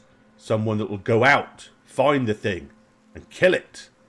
Not bring it here in the town and start a big ruckus and put if it's people at risk. But if it's gonna come here anyway, I want to get a look at it so I know what I'm dealing with. Why don't you stand in one of the rafters of one of the houses that the roof's burned down in? Abandoned houses. You don't have to stay at my house. Besides, you get a clearer view of the river if you do that. Okay. From my house, you wouldn't be able to see the river. All right. We'll walk you home and then leave you to your own devices. And I'll point out the house where the old man and the girl were. Okay. So, basically, you head back this direction. He says that the old man was in this house, and the little girl was in this house, and this house with the semi-repaired roof is his place. So this one and this one, oh, there we go, were where the bad things happened, and then he lives here. And I'm gonna look at the old man and point to this watchtower and be like, "Have they ever spotted anything?" Well, they're never up there that late. You come home for tea. So What the hell's the point of a watchtower? Yeah. Okay. All right. Yeah, I'm gonna walk him to his place and then return to the same spot we're standing at. Okay, So, alright. before we venture out of town, I guess we stake out. In the watchtower. There is a perfectly viable place right there. What is this building actually? It looks like it was some kind of fishing hut, but it's in terrible ill repair. Okay, and all these roofs are like single story or double. Yeah, two they're all stories, single most? story, thatched hovels. Basically, none of them are of any grand nature at all. And they haven't repaired any of this in a year and a half. This one here is repaired. None of the ones at the front have been repaired. There's signs of repair on a couple of the buildings and stuff like that. The bridge is still not been repaired. It's, there's not a lot been done to this town in the time, but then there's not really much in the way of people here to do it. So yeah, I'm gonna look at every movie like Watchtower, Camp Out, Watchtower. Light and Sound Discipline, guys, if possible. And I'm gonna look specifically at the dwarves when I ask that question. Right. Because if you're hunting an animal, you want to be invisible, preferably covered in smells that it wouldn't recognize you as an outsider. But we don't have to go there because we don't know what we're up against. So no more heavy drinking, getting drunk and loud. No pipe smoking. Oh, you mean no fun? I'm skirting around that word, Gore. Trying not to say it to these guys. Too funny. So are Hemi and Hamlet coming out here with us? There. They will. But once you get to the watchtower and realize it's not that big and there's not really room for 6 people in it with any level of comfort. Yeah, can we stick them somewhere else? They will happily volunteer to go back to the tavern and keep an eye on everybody for you. Sure. Oh, well, screw that. Nobody's never being attacked in the tavern. They need to go to the other side that we can't see. They will insist that if you're going to split everybody into 2 groups, that it is 3 and 3, and they want to take one of the dwarves. Of course they do. I'm already a babysitter. I can't leave this one. Then it's 2 dwarves, or none at all. Look, why don't Double H just go to the bar and stay there and watch over it? I'm gonna kind of roll my eyes at Lena as I say this. And I'm going to straight up be like, well, that's not fair. What if the thing comes out? Then we have to take care of it ourselves. And we shouldn't have to split the reward if we take care of it ourselves. Very loudly, I'm sure they'll hear you. We'll come rushing out to aid you. I'm And sure what are you he going to will. fight with, by the way? Only one of you has a weapon. One of them has a short sword. He says, I have this sword. The other one is, I have this axe and this dagger. Oh, okay. I stand corrected. I thought that all they had was a short sword between the 2 of them. They were gonna share. No, let me hold the sword. No, it's my turn. And one of them's like, and I got these brand new riding boots. Oops.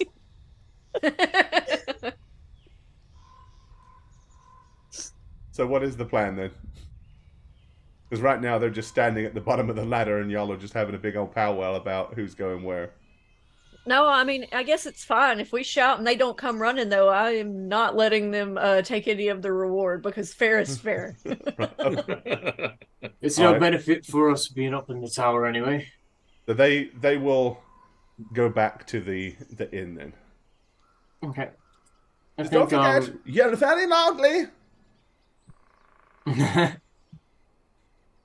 think so Kazajin's going to post at the bottom of the tower. Okay. Basically, I'd be useless up there. Kaya wants to get another drink if we're gonna stand watch. Get You're gonna go back to the tavern a and watch grab beer. a bottle Yeah, of okay. mead or a. Yeah, There and you bring go. it Okay, out bring it for out. us. Aye. I mean, obviously this thing doesn't really care about... I had only 1 drink. I didn't get 3 bottles. Gore, is there any way to determine which houses are occupied or which are like completely deserted? I mean, I know these 2 that were attacked, I imagine, don't have people in them anymore. The old man lived alone. The kid had With parents. family, Yeah. parents. Okay. Most of the other houses that are fully intact have people living in them. Okay, and most of the doors to most of these buildings are facing any which way? They're all facing northwards. They'll Or face the river? river. Northwards. Okay, I'm gonna set 2 traps. Okay. Less to like really capture the animal, but more to like alert me if something goes off. Like if they could. I don't Good want to. plan.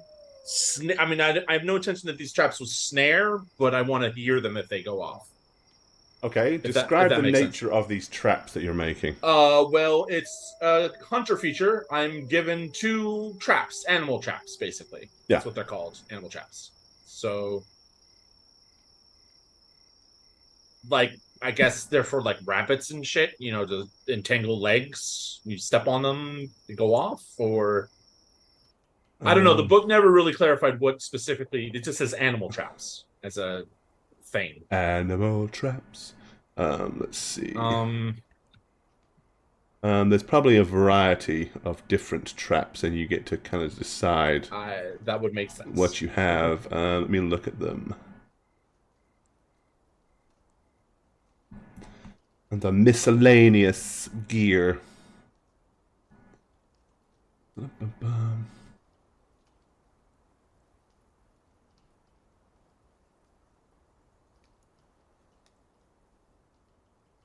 Okay, here we are.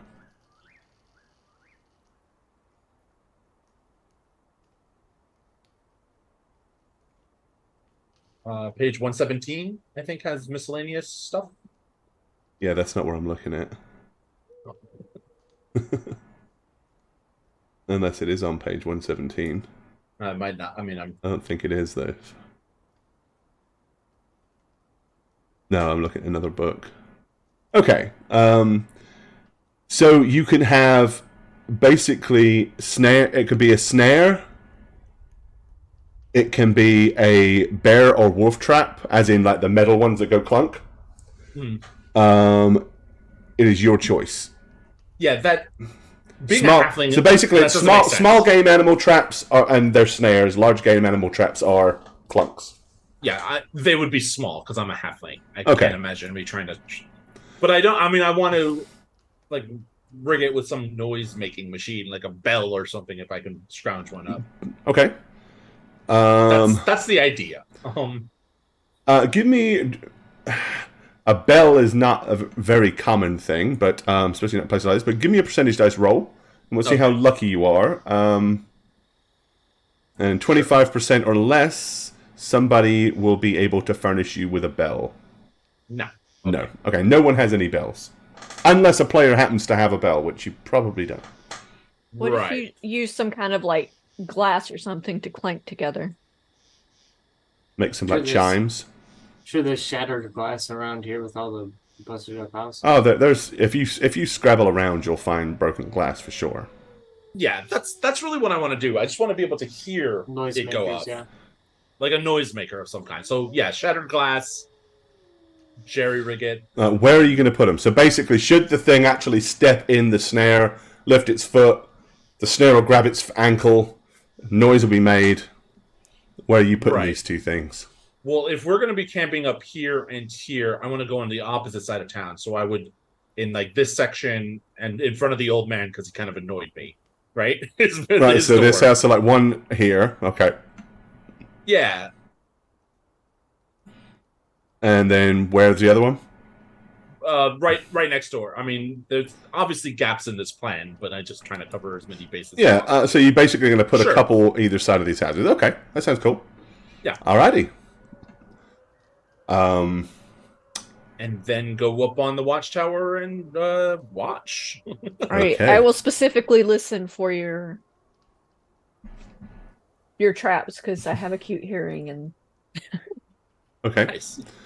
I'm gonna make a dice roll. It's freaking adorable. And if it's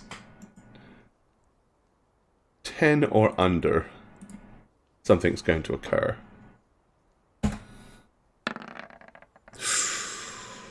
Very close. Okay. So the old man, when he comes outside to pee in the night, does not step in Oh, your good. trap. But he was standing right next to it when he did.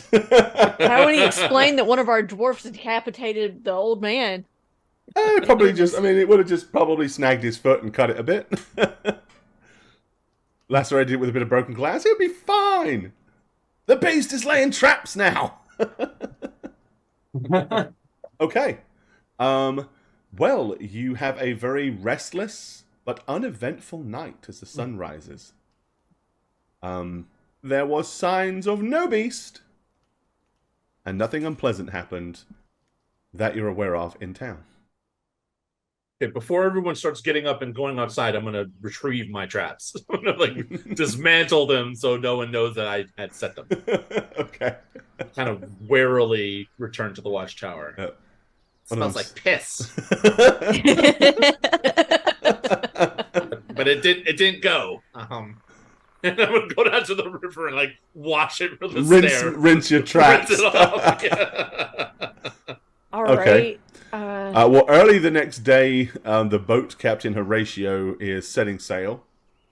He is not staying around. By come morning, he has heard all the rumors and has been enlightened to the fact that there is a horrible beast that comes down and attacks the town. That's enough for him to realize he doesn't need to be here anymore. So, unless if any of you want to leave with him, you can do so. If not, he's bugging out. Nope. Okay. Saying. Alrighty. So yeah, following day, there is no sign of any beast. Right. Is anybody in town missing? You can go. I guess you can either go door to door and ask, or Could probably take the traps down now that it's daylight. I mean, we could just but see yeah, if there's if signs you of inquire, break-in. you inquire. Everybody is present today. Nobody went missing last night. Cool. I need a nap. That's all it takes. Is someone just needs to sleep in the damn watchtower.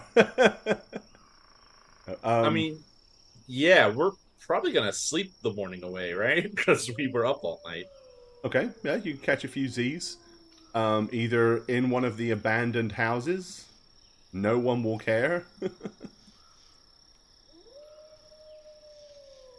Oh, it's not nighttime now. Stop nighttime noises. It's daytime noises. Daytime noise. Yeah, there we go. Birds and shit. So, yeah. Well, Get a good guys, few hours sleep. what do you want to do? Do you want to stake out tonight again, or venture north and try to hunt this thing down? Do we really know where to start if we do that? Like, Anybody know how to track something? Well, I can track a little bit. Not the best, but, See if we can't find some evidence of actual beastie actions being took. Maybe inspect the houses. yeah, I mean, we could look around and then always come back to look around or to keep watch at night.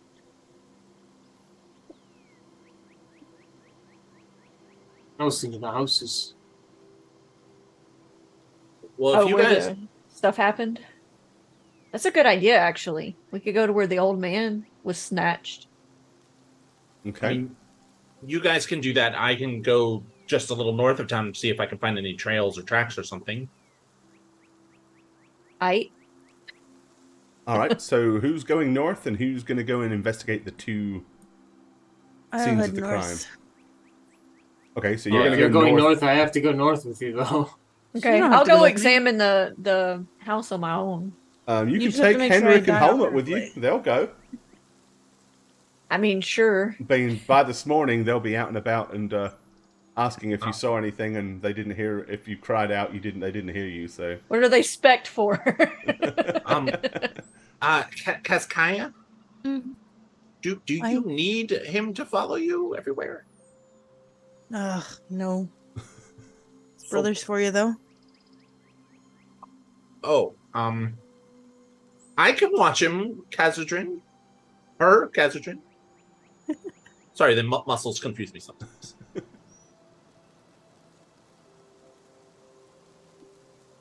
Are you ready to take a blood oath?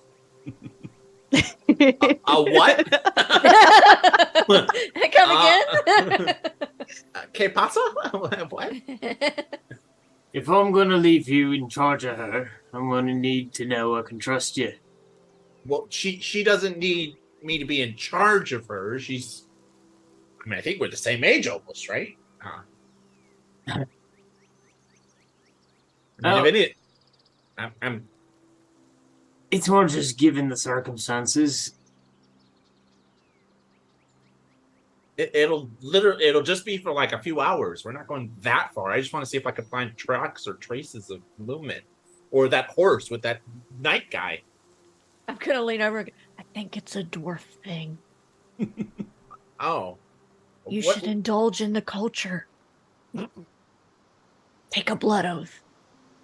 Whatever that means. Actually, and I'm gonna take out my paper skin. Blood oath. Kazadrin, what does a blood oath entail? What happens? Yes, what does? Well, it would mark you as my kindred forever, and if anything were to happen to you, it would be as if it were to happen to me, and likewise to you, as for me. It would make us basically bonded not just by our names and our beings, but our honor, so that if anything were to happen, we would be equally offending each other. No, I get all that, but what is the blood part of it coming? Like, what do you cut me? Do you shake me? Do you need me to cut you then? No, I'm asking if that's part of it. No, it's like blood as in kin. So it's just words. Oh, sure, and there's a bit of a ritual to it. Yeah, that's what I'm asking about. Yeah, in the bit What's of the the ritual ritual? part, do I lose Does a it hand? Well, it would basically be putting you in my own position if I were to leave my charge, as it were. That would make it so I need your word on your honor, and I would need that honor to be a dwarf's honor. In order to do that, I'd need you to act like a dwarf. You do that? You can Not as a person. I'm needs getting him to all act like a flummoxed. dwarf. Somebody fetch it like 8 beers. Well, that would do it, wouldn't it?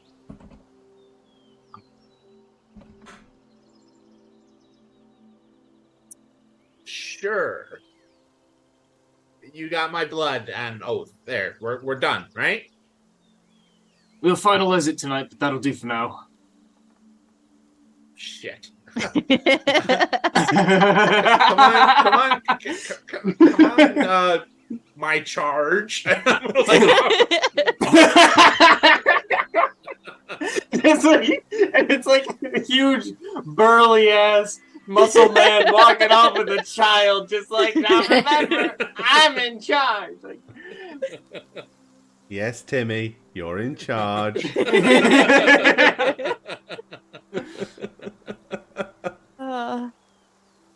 Yeah, I'm gonna walk to the bridge, and I know it's in disrepair, but is there any way to cross it with ease? Or... There, you can cross. I mean, the left-hand side is not completely busted all the way through, so there is easily room to cross there. That's where I'm headed. Okay, so you're heading over the bridge. Lena and Henrik and Holmert are going to investigate the house with the missing child and the old man's house. Alright, well, we're going to start with Lena. Do you have a preference on which one you want to investigate first? Or just... We'll do the old man's first because it's probably been less messed with, I would Okay. think. Alrighty. People aren't still living there. Alright, well, the first thing that you notice is the house is intact, all except the front door, which is smashed to pieces, like obliterated. There's bits of wood laying everywhere. Beyond that, the house is somewhat unscathed, like it hasn't been looted. You can see a very kind of like you see where the bed is. The bed is like partially broken. One leg is busted down. There's a fire that is burned out, and nothing but ash. There's a stool that is laying on the side, but everything else is fairly regular. So that's all that's wrong with the. Okay, so we believe that this man was taken from his bed, or was that the kid? They said that the kid was snatched from her bed, but Okay. it is entirely possible that the old man was as well, especially because this thing comes late at night, apparently. Okay, so there's not really a sign of a struggle, other than the door being kicked in. If you want to examine the bed, you certainly can. For sure. Give me a perception test. I would say is a +10 on this.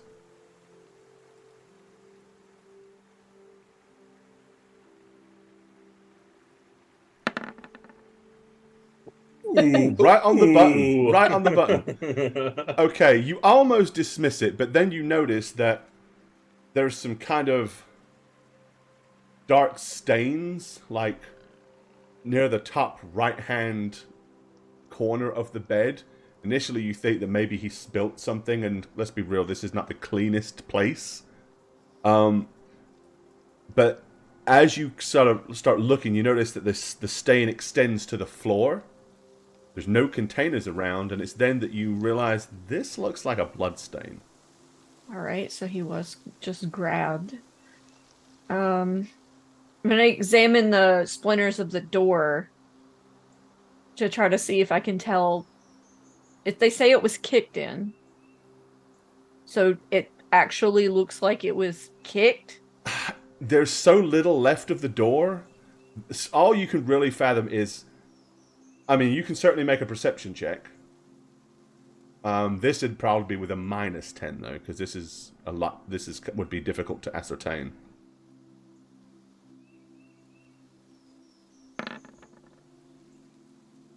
Close, but no. Unless you want I'll to re-roll it. Shit, why not? Okay, all right. I feel like I'm not gonna do as good on this roll. Spend though. a fortune point and re-roll. It's a low success chance, so no. Okay, so yeah, the door is so obliterated. All you can really tell is something incredibly heavy or incredibly strong come into contact with this door.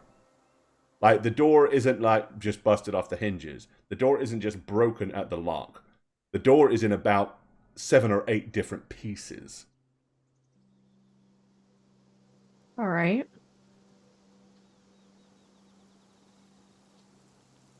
Hemi and Hamlet find anything? They walk around picking stuff up, putting it back down, looking, and then as soon as you start showing interest in the bed, they kind of come over and, are you vocalizing any of your findings to them, or are you just kind of internalizing? Sure. Okay, I mean, I need their help if they see something. Then they will heartily agree that, yes, that's what they think too. Oh. That's exactly what useful. they think, clearly, yes. And so, the house just to the next door to this is where the little girl was, yeah? The one behind it, or above it, sorry, this one. Oh, okay. Yep. Hmm. Okay, the first thing that you notice on this one, there's actually a boarded up window on this side. Okay, so it looks like it came in through the window. Is there anyone home? Yeah, well, there's the kid's parents still live here. Right, are they home? They are. I would like to ask them. They're still in that whole "we just lost our daughter 3 days ago" grieving stage. Yeah, I mean, there's the breaks. What you get for living in such a horrible world and a horrible time. I want to like just know have they had trouble with anyone? Yeah, they will happily let you know that no. If asked, they heard a crash and a scream. They'll show you the bedroom. Her bed was like right up against the window. Like, her bed is below the window. and they said that the glass was broken and she was gone. All right. How big is this window? I mean, it's probably about a 2.5 foot wide and probably about 3.5 foot tall or whatever, like a regular sized window. Enough that Okay. a person could climb in and out of it. Certainly, a small girl would fit in or out of it. But it looks like something reached in and grabbed her. I mean, she would have been right there, so yes, entirely possible. Wouldn't have had Right. to come into the.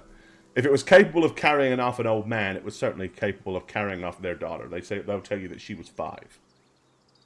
All right. So is there any signs of like blood or anything around the window? Give me a perception roll.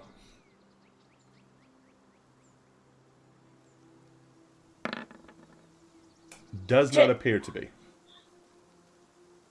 Henrik and Helmut will look as well. I'll roll for them.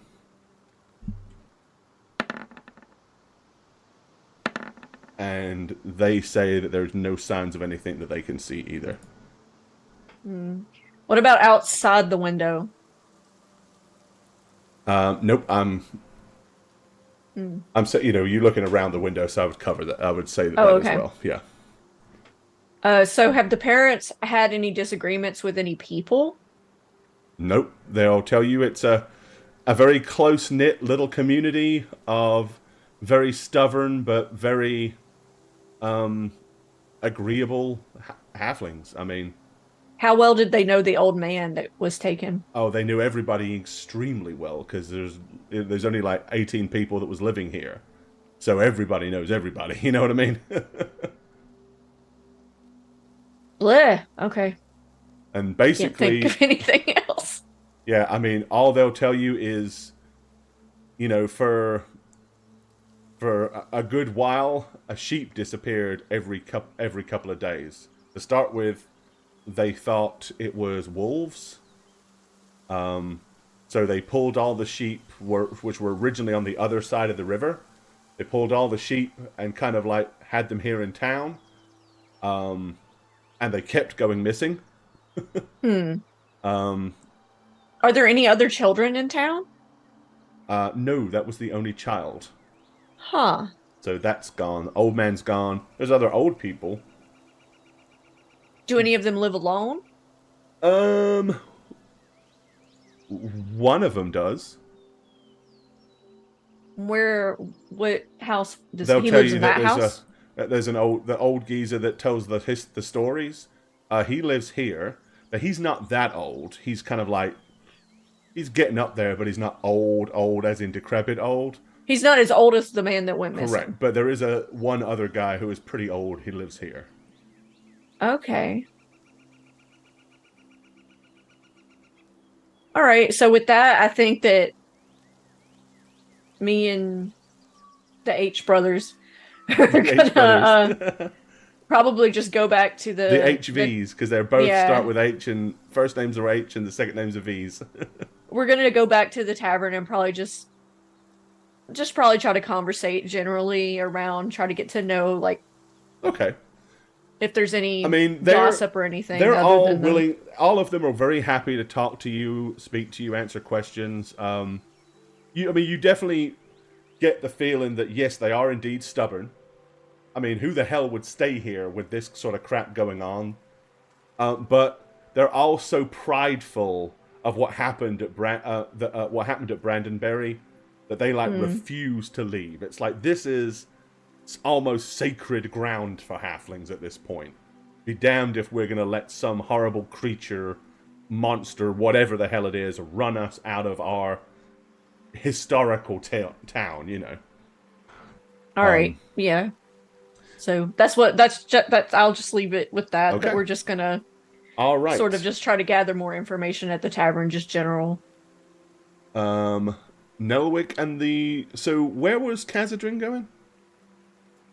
I was actually tagging along for that bit because I am entrusting Nelwick to make sure that in Okay. case the beast shows up, Kaskaya's going to kill it. All right, so you basically just followed around and trusted Yeah, Lena yeah, to do I her was at stuff. that, and I'm stewing kind of over the idea that I'm going to bond myself to yet another person.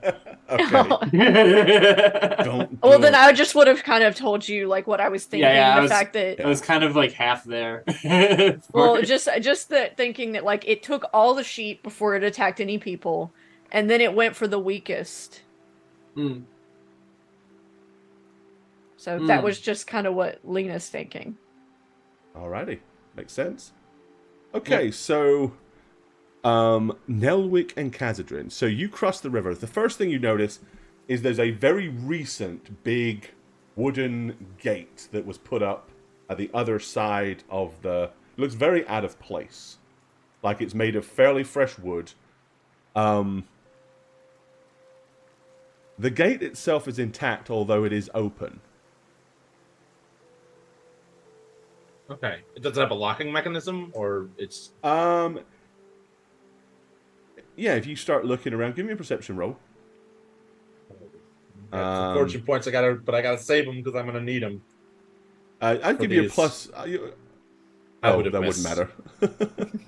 I'm gonna give you a plus 50. You You will. got this. You will find a chain, and some messed up metal that might have been a lock at one point.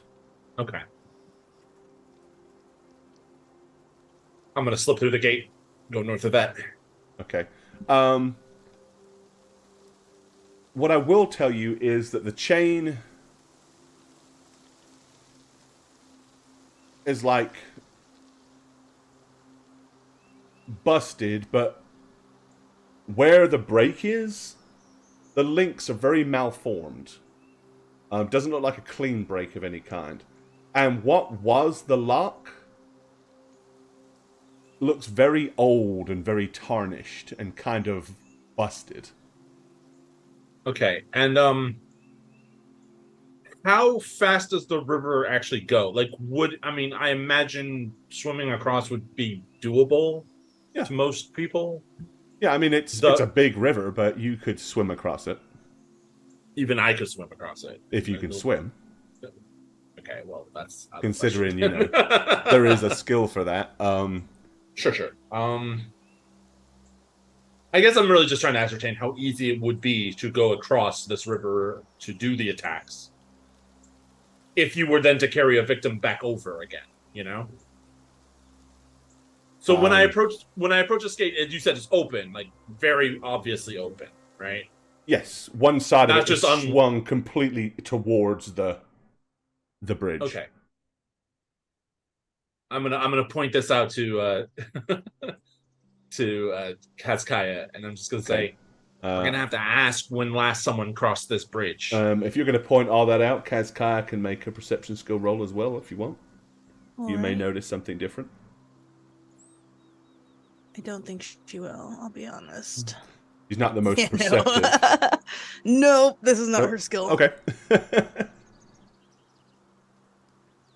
Yeah, I'm gonna keep going further north. I'm gonna follow. I mean, he's the tracker, so I'm just waiting for the beast to appear so I can die. Or kill it heroically. If I'm unlucky. Well, hey, killing a beast that's attacking a town would be one tiny step in the whole... Yeah. Hey, Sure, I just have to die, either way, it's a win-win, right? It kills you, you're done. You kill it, you get to wipe off a tiny bit of smudge. Yeah. Yeah. So, okay, so you follow it across the open, where it is kind of patchy grass, and then it starts to get to more like rocky crags and stuff. It's still very transversable. Do you want to continue up into that part, or do you want to stop once you kind of get to the edge of that? Well, the rocky crag area probably won't leave as many fresh prints, right? So I would want to stop right before that to see if I could see footprints entering the scene from the north. Gotcha. The idea being, I know generally what the weather has been the past several days, right? Mm-hmm. Since the last attack. Has it rained at all? Has it rained at all? It has not. Okay, so I'm gonna look for potential footprints or Okay, do you have follow trail horse as a prints. skill? I do. Yes. Then, by all means, roll it. I'm a hunter. This is what I do. Follow trail. I mean, it's as good as anything else I've ever done. I'm gonna re-roll that because that doesn't count. That Okay. doesn't count at all. Fortune pointed away. Shit. Okay. So no. Yep, I mean, the ground is pretty stirred, and even where the grass is struggling to get through where all the rock and stone and stuff is, so footprints in this kind of area Right. would be hard to follow anyway. You're looking for more flattened grass, busted twigs, that sort of stuff. Okay. And this is north of here is hills or forest or Again, it starts to slowly go up, and the grass is pretty much giving way to more and more rock. And you're sort of heading into the very base of the mountain region at that point. But still, it's still very transversable without having to like start climbing anything. yeah, I'm gonna continue a little bit in. This time listening to like the wildlife, the sounds of this area, Okay. to see if something sounds off or not. It doesn't exist. Because if All sheep right. are going missing first, maybe other animals before that. Maybe it's Okay. kind of a dead area. Let me put you guys on here. Those of you that are here, so it's just you and. Oh, guys, there's you. another map. Ooh. And I'm going to move those of you that are going to be on this map to this map. Oh. And then we'll go there for chat. Okay. Oh. Uh-oh. As you start my. wandering through the crags, you get to where, as I said, there's next to no rock and only some of the most arduous of weeds or bushes are even managing to grow. But at that point, you notice something rather odd poking out from behind a very large group of rocks. What it looks like from where you're standing, it looks like the rear end of a horse, but laying down. I'll take the lead here and walk forward towards it. I was about to say, they weren't missing a horse, but I guess there was a knight that had a horse. Yeah, I'm gonna follow behind the troll hunter, feeling safer in her wake. Okay. Yep, once you get close, you can see quite a disgusting sight. Other than the fact that there are some rats gnawing on what is left of the carcass of the horse, most of the horse meat has been stripped away. You find it hard to believe that rats could have achieved such a thing in a matter of a couple of days. In fact, the rats are more eating the organs and stuff, and all of the main meat has been removed from this thing. The horse is also laying on top of its previous master, who is laying face down. There is blood everywhere, and spatterings of blood all up the side of this rock.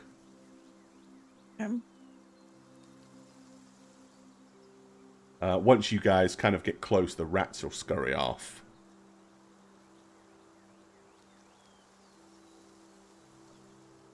Ugh. He didn't make it far, did he? Say. I'm not there, but does he have a helmet?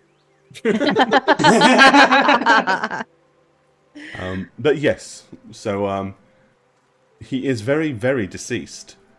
Thank God. And as I said, you can clearly see that something has consumed most of the horse. Can I look at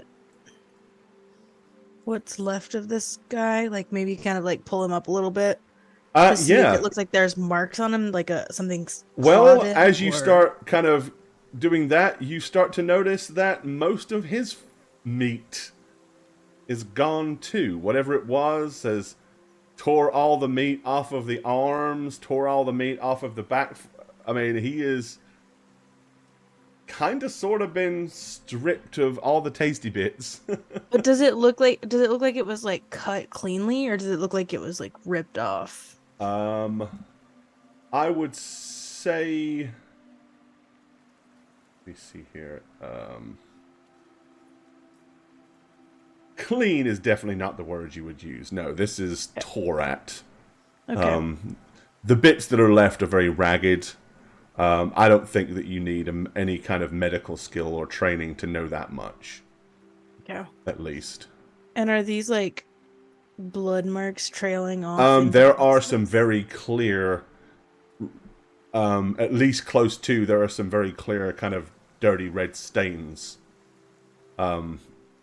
heading northwards, yes, and lots against the side of this rock. Does he have his equipment?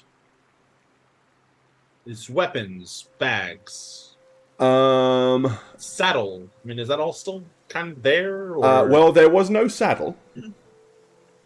And looking at what he was wearing, he is wearing a chain shirt with like a black tunic that has like gold braiding on it. But he wasn't wearing any plate or anything like that. You've got heraldry, right? no genealogy. Oh, genealogy. Okay. So it's unlikely this guy was a knight. It's more likely he was a dude that had a sword and a horse. Ugh. We need to get your brother and Lena. Do these look like tracks to you? I'm gonna point out these to see if you can see anything with them. Yeah. I mean, that could very well be a trail. Okay. But- Give me a follow trail roll. Initially, you can have a plus 20%. Yay! Yay! Okay. Cool. So yeah, you get down and look. This is as good a blood trail as you would have found hunting a deer that you shot with an arrow or whatever. This is something you could follow pretty efficiently. The blood is pretty dry, so this didn't just happen. This has been a little while. Okay.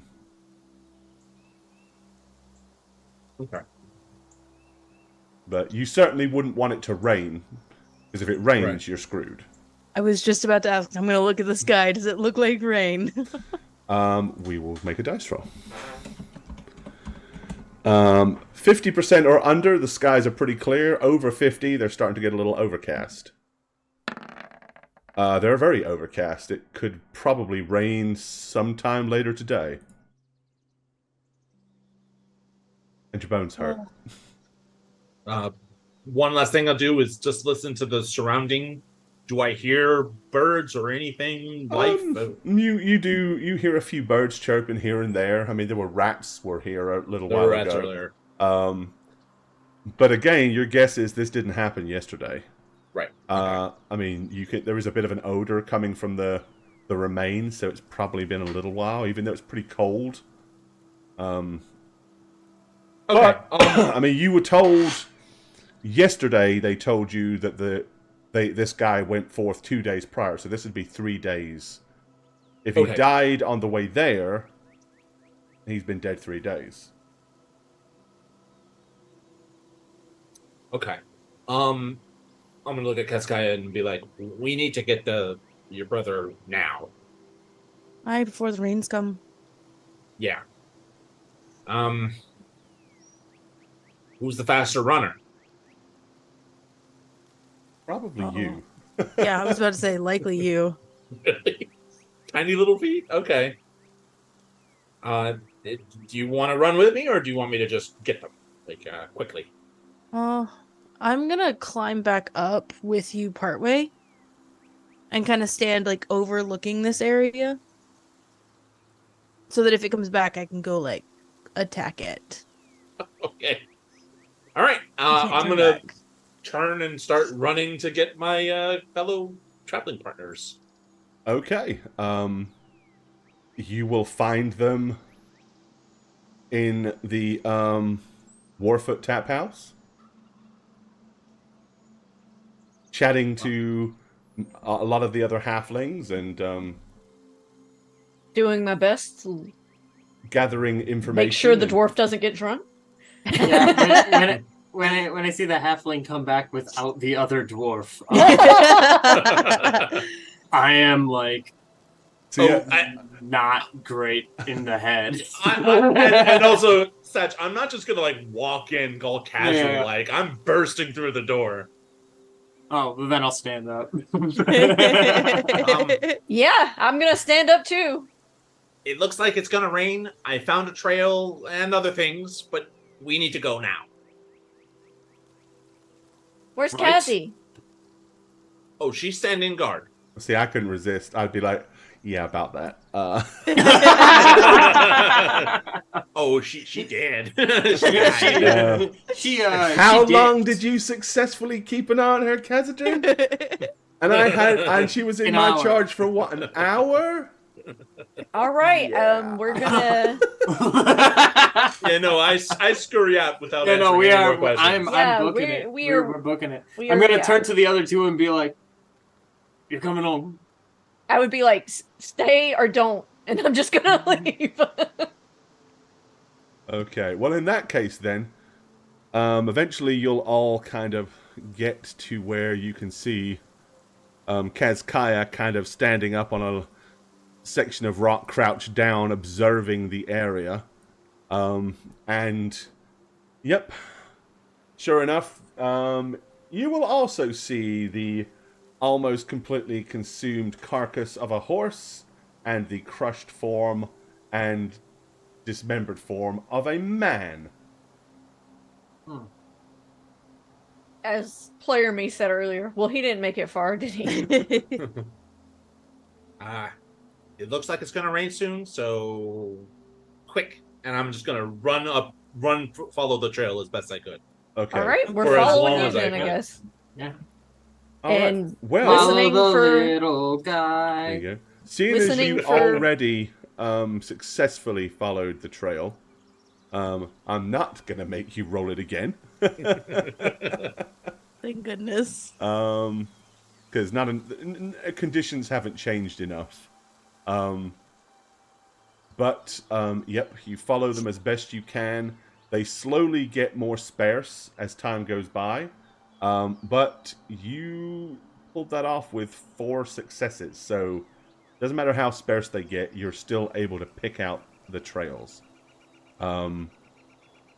Eventually, you get to a section of the mountain that starts to become way too steep to potentially climb over, or traverse easily. You can just do this.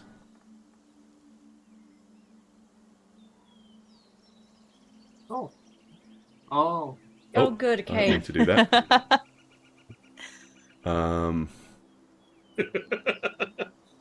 This reminds me of our Monday story. Yeah.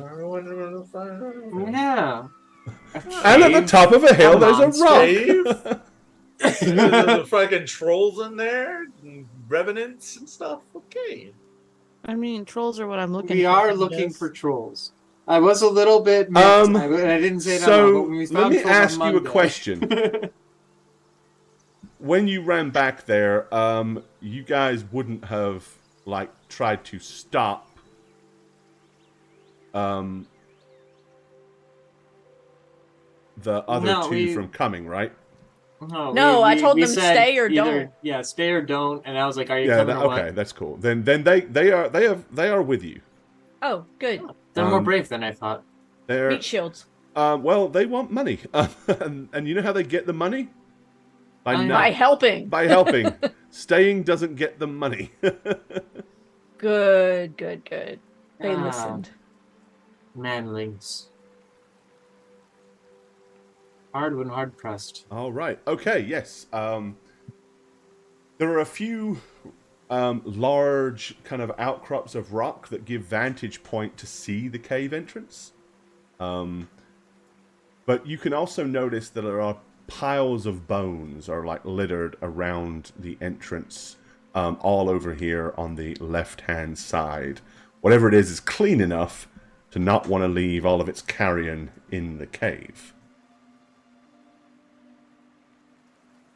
Are the bones sheepy bones? There are definitely some rib cages that are not humanoid for sure. Are there little child bones? That's kind of a little hard to tell all the way from over here. Yeah. No, I'm obviously going to approach cautiously. Okay, I want so you're gonna to get right up see if to I it? can. No, fortunately, yes. I hope Regretfully, you didn't want us to stay behind because we are not. Yeah, no, we're following right with them. I'm just following the trail. Yeah, I'm gonna look at the bones and see if I can discern more. Okay, if you're doing that, then these two are cautiously moving up with you, albeit that they're kind of staying back in a defensive position by the crags, ready to duck out of sight if they need to. Yeah, I'm trying to be aware of anything coming up behind us or coming out of the Gotcha. cave. All right. Listening. So you kind of take a look and start rooting through some of the bones. There are definitely humanoid bones in there. Some of them are quite small. Oh, I think it's in the cave, guys. And what are we doing out here? Do we lure it out or do we go in after it? Probably dark in there. It's Fair to probably- say. It's probably dark out here, right? Because of the overcast sky, getting later in the day. Yeah, but it's very still probably not significantly dark yet. darker in Yeah. the cave. Obviously. Jesus. If you have a flashlight. Helmut will say, "I have torches." Oh, good. That's why we brought them. But no batteries. No, I have torches. We have 4 torches. We don't mind being torchbearers for you. We can hold Excellent. our swords and axes in one hand and the torch in the other. Good. I That have, means you guys get to go first. I mean, I have really good vision, so I don't need. Yeah. Okay. If you have night vision, you wouldn't want them in front of you with the torch because that'll screw that up. Right. I don't. Because I do. I have night vision. All I right. as well. Yeah, the dwarves do too, right? Yeah. Well, so, fuck you. Poor manling. I guess the brother and sister first, me second, Lena and you two last. I'm fine with that. I'm not much help in battle anyway. If we draw it out, though, we might have an advantage in the land area around here. Where can we post a slinger? Up in the rocks. But what if we're quiet? If it attacks at night? Up in here. Maybe it's asleep. Ah, Precisely! We're quiet. We might catch the beast fast asleep and can kill it easily. God, we're so quiet. Do we know how deep the cave is? Or perhaps we all rush in a surprising maneuver and hope that it is not too far into the cave and descend upon the beast and hack it to pieces before it has chance to realize that we are here. Personally, anything that can do something like what it did to the knight back there or to that door back in the town, I don't want to jump scare this thing. Yeah. Rushing in is not being stealthy, and being stealthy is not rushing in. So we have to pick our method of entry. If we could know what we're up against on the inside first, it would better dictate what we're doing. But I'm feel not like our- exactly light-footed. Well, I still feel like our best bet is to hope that it's asleep, because if it's not, it'll probably smell us coming. Yeah, If which it way can is the smell wind it all, it blowing, can Door? probably smell us. If it can smell it all, it can smell us coming. Is the door I'm gonna coming in gesture from to the Mohawk. behind into the cave, or kind of? The wind is actually blowing the other way, but once you're in the cage, the wind becomes kind of Sure. irrelevant. So Right? Let's all But pee at on least each other so we is lose our not- sense the of wind smell. is where you know? it's not so much where. Let's just put it this way: your scent is probably not being blown into the cave at this point. All the time, you're just on the outside because the wind is kind of blowing over the mountains from the west and kind of heading east. So, Well, if we're able to at least get a vantage on it, then maybe we can go with Kazi's idea of luring it out.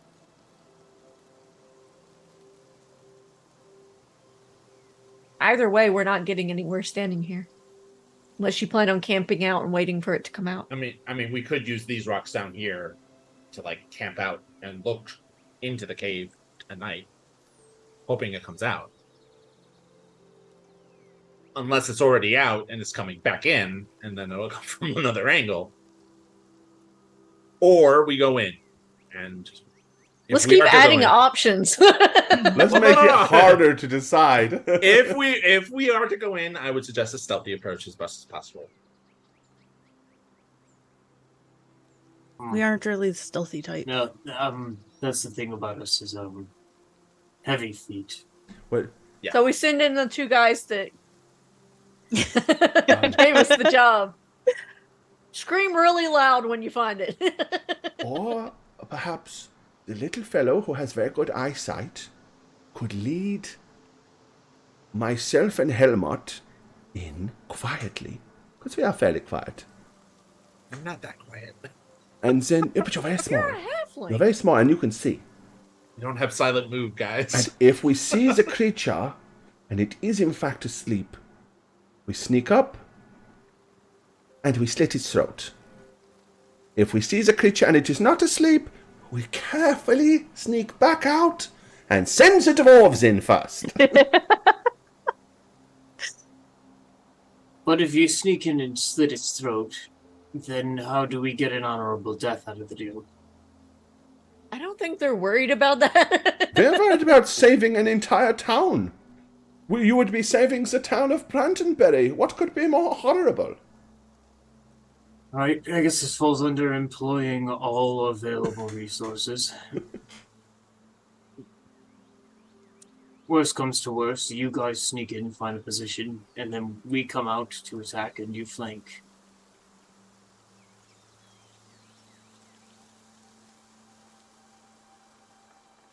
Go ahead. Do it.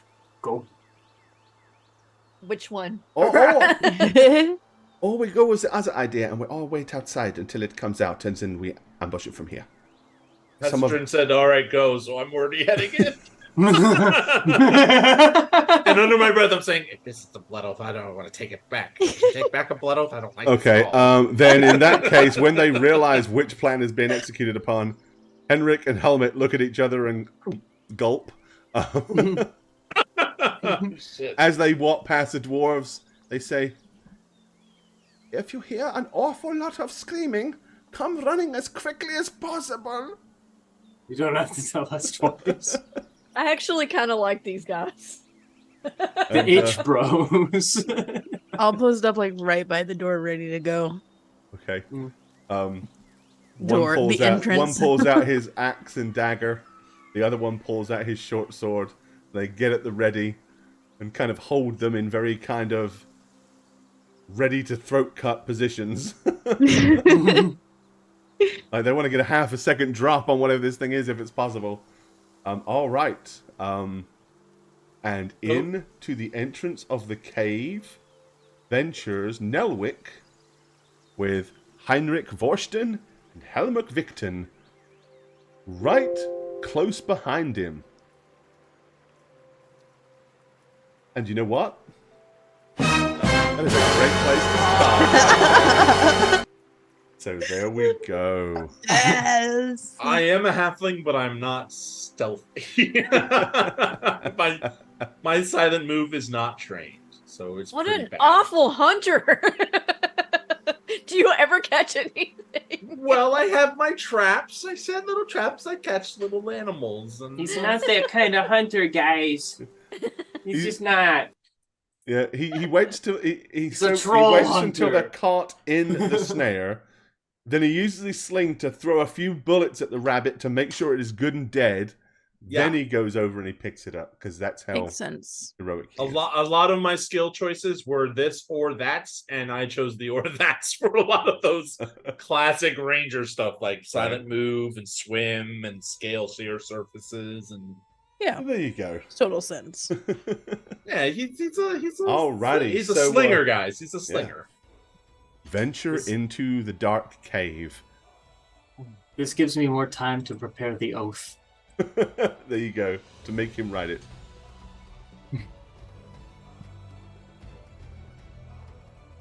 If Jagged we is such a survive. professional gentleman going small game traps because he's a halfling. A lot of power gamers would have went bear snaps for the potential combat use. No, absolutely.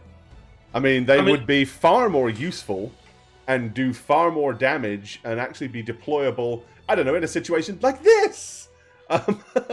I'm sorry, if I ever came across a table of someone was like, I'm a halfling with a bear trap, I'd be like, fucking bullshit. Like, That's no, not- you're a they have to halfling be with a fox trap. specifically. It's this Yeah, big. How badass Bullshit. would it be to encounter a halfling with a giant bear trap strapped to its back? Have you seen any of the Specific. concepts from Warhammer at all? This is so normal. This is so normal. Like you can No. you can get a squig covered in bombs. Are you kidding me? Mike, No, I yeah, refuse. Mike, that's a good option. Go out, buy a bunch of sheep, and send them into the cave first. And then when That it's way, full it'll and be full. sleepy, Anybody figured out why the thing hasn't attacked the village in the last several days? It's full. They It have had a lot to eat. It's it had a an horse entire and a- horse and a man to scoff on, so it hasn't needed to come into the town. Look, I will just say this. My introduction to role-playing games in general was a MUD, a multi-user domain, text-based role-playing game called Legends of Terrace. I've mentioned this before on our Reroll. And in it, you could play anything from a dragonkin to a human to an elf to a gnome, a halfling, and they allowed you to be a sprite, a fucking little sprite. But of course, the macros and the attack macros for spellcasting and attacking, you dealt the same damage as everything else. So you'd be like, I'm taking my sprite knight with me to fight a dragon in the Wormspire Mountains or whatever. And I'd be like, bullshit! You have a little needle prick thing. You're not dealing a lot of Needle damage prick. here. It's just, that always annoyed me. Size in fantasy always bothered me. How kind of the same it all was when it really shouldn't be. I'm sorry. A sprite can't kill a dragon with a sword. Because their sword is not the same as my sword. You know? I'll be Thank you, honest, I'm playing in Spectacular. another game, and I have a teddy bear barbarian. 106 months. You know? Thank you for that. Much love. so many. My mind just doesn't. It's many, work many, that many way. months. That's what it is. It's a my mind thing, my brain. Well, no, and I'm it's- narrow-minded in many ways. Yeah, it's when like it we've comes to, talked about that. in Dialogues and Dice. People like to say, oh, it's a fantasy game, so you can dispense with all the belief. No, I can't. If Yeah, it doesn't make sense. Not to that extent. Yeah, you've got to maintain... Sure, you can have magic. Sure, you can have things that defy reality to a degree, but there are some things like basic laws of physics, basic conceptual things like, I don't know, if the troll gets to eat a man and a horse, it wouldn't make sense for it to need to come into town or whatever that, you know. So it's like big beast, ogre, giant, whatever, comes into town and ignores the fact that there's really good food laying there on the ground for it to eat. That to me is the sort of logic I don't like. It's like, no, it has to fit. It's got to be something to this. I mean, we already have some fantasy, right? You have people with superhuman strength and Sure. Yeah. Oh No, yeah, and, that's it. And of course, everybody plays the game their own way. If you want to be, yeah. if you want extreme fantasy, where, and you're happy to say, it is because magic. That's fine. You can do that. I don't enjoy that though. I just want to be clear with chat and everybody that I see this as a weakness of mine. My ability to imagine more elaborate or interesting combinations don't work well with me. I've said this many times before when it comes to character creation. if you tell me you're going to be a fighter, I only have like one or two versions of what a fighter would look like. Right. My minds can't go to the imaginative, creative elements, which is it's a weakness that I know I have about myself in role playing. So, if you guys do it your own way, more power to you. I'm almost jealous of you. To me, it's just like I don't know. Yeah, to me, it comes down to a simple thing, right? Are you playing a game, or are you using a game to tell a story, or are you creating a story with a game? If the answer is I'm playing a game, then do whatever the hell you want. It doesn't matter. The rules will allow 100%. it, right? Sure. But if you're trying to tell a story, it's like any good author will tell you, even no matter how fantasy they are or how leaning sci-fi they are, they'll all tell you, if you want people to invest in a story, it has to be relatable. When something becomes so unbelievable or so non-whatever, and it stops being relatable, it's hard to invest feelings into it. It's hard to care what happens. It's hard to get into the story. And I think that's a big part of it. You know, you've got to make sure that there's some relatability there. So the only way we can truly relate is by clinging to things we know. So if there are elements of your fantasy game that are real, you can relate to them. And then you can add all your fantasy and magic around that, but you still have to have that reality framework, I think, especially to tell a good story. I like my teddy bear barbarian. I will say, though, awesome. It was really funny because like somebody decided we should tame like a drake, and they threw the teddy bear at the drake to tame it in the water, and he got thrown off the drake into the water, and the DM was like, "Do you swim?" And I was like, "Why would a teddy bear know how to swim?" And it's like stuffed. It's a stuffed bear. It's going to hold water. I So, start like, the by teddy floating bear and just slowly I sink. And I have a giant warhammer, like it's normal size, but like teddy bear giant. So I was like, honestly, the teddy bear just sinks into the water and almost drowns. There you go. It's great fun. It's great The fun. teddy bear can't swim. Absolutely not. Why But it would can drown. Yeah, that's part of the rules. The teddy bear has to like eat and breathe like normal creatures, which is weird to me, but you know. It's freaking adorable. I mean, I feel like it depends on the party also, like how out there of like a story is being told. And so Yeah, that's right. for us, I mean, for us, that one kind of fit in with the group, and also doesn't cause problems with me rushing into battles because they can just like pick me up and turn me around and walk me out. Yeah, it's pretty great. I have a lot of fun with it. I mean, is it like literally like a this size teddy bear? It's just like 12 inches tall, There you go. and I took like He's no fun. He's no Blinsky. I got like combat climbing because it's in Pathfinder, so I got like combat climbing. Mhm. So canonically, because it's a tiny creature, it has to be in the same space. And I was like, so canonically, it climbs up to the top of creatures and then smashes their head with the hammer Right. because it was fun Right, flavor. but see, an animated teddy bear is just but that's just magic, right?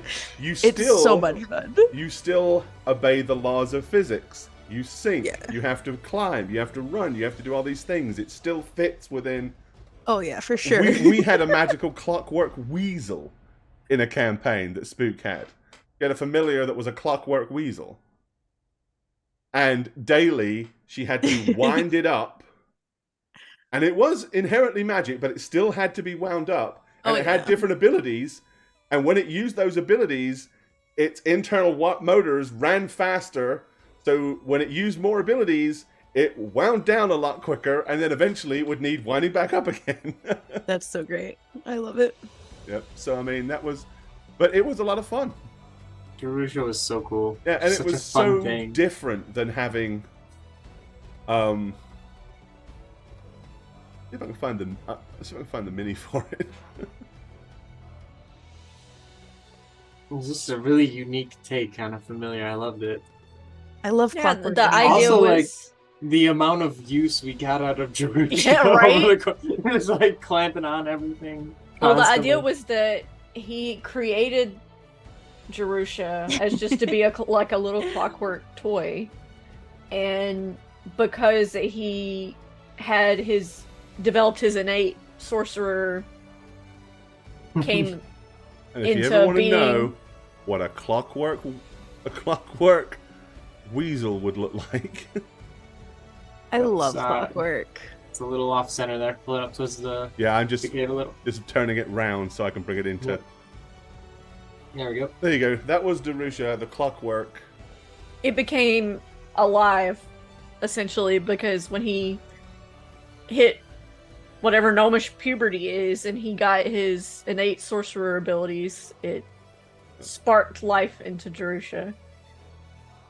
Guys, I think if we have to fight this thing, I might be out. It's way too cute to fight. It's This huge giant right now. clockwork- this giant clockwork weasel on our I mean- map. I mean, Spook, didn't Jerusha like save a standoff from happening? Like, someone was in a coup de grace state that we had to rescue, and Jerusha saved the day, right?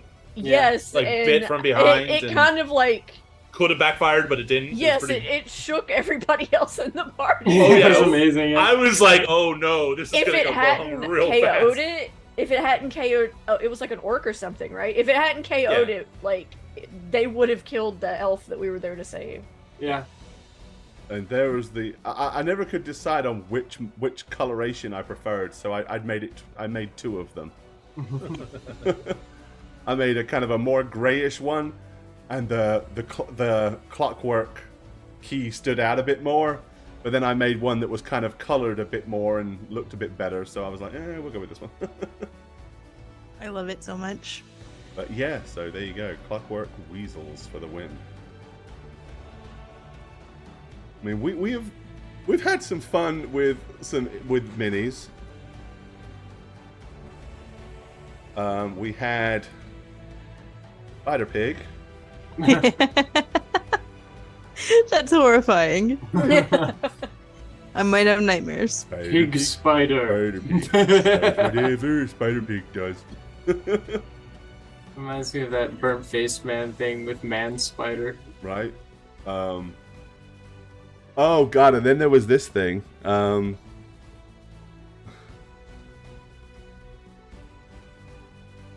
Do you remember this, Shagget? Oh, what the fuck? That was the winery baby, right?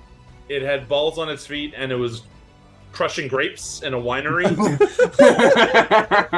They were using the baby to crawl around and crush the grapes. They were throwing art. They basically had like a big giant paddling pool, and they threw grapes in, and then they put the baby in it and made it crawl around, and it was dragging balls and chains on its feet, and the balls would crush the grapes as it crawled around.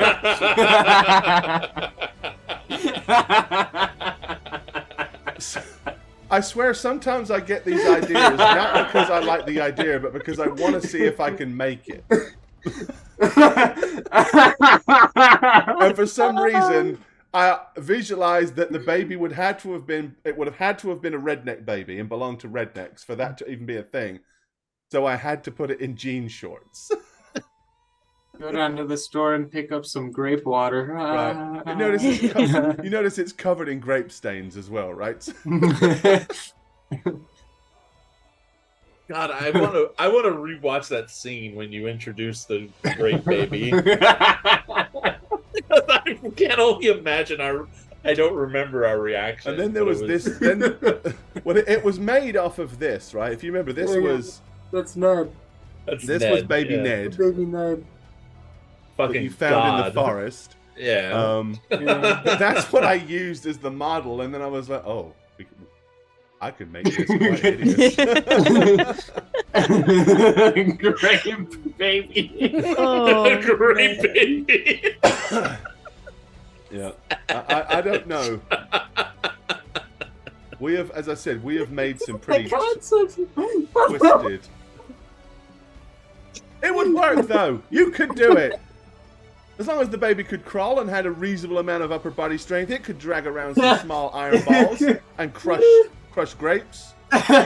There's a local vineyard here in town. I'm going to find out if they've got any kids in their family, and then I'm going to suggest it as a method. All right. But have you any grape babies? But it's a fantasy, damn it. You could sell it. I mean, just think about selling it. Like, special. I mean, you could say that you could sell it for a high price because it was this was made Crushed by by babies, infants. crushed by infants. All right. Grapes crushed by infants. So here we're gonna go into our pre-chat.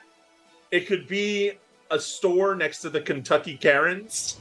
Oh There you yeah. You know. Because there's one thing Karens love. It's wine. It's wine.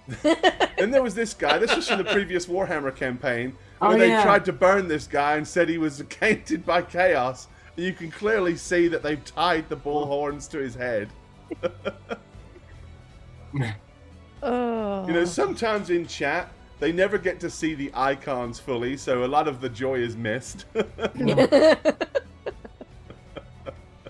Well, Chad, there was another wonderful moment several years ago where we logged on and all our character avatars were South Park characters. Or just had South Park icons and said, well, that's Radavan and that's Kia and Marlowe.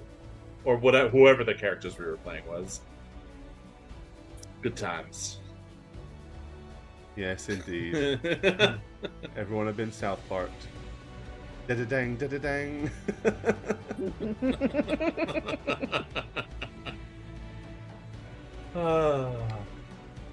Let's see if I can find those. No, Beta, that was just a Gorbad thing. Gorbad doesn't need a special day to fool us. He just does shit and we laugh at it.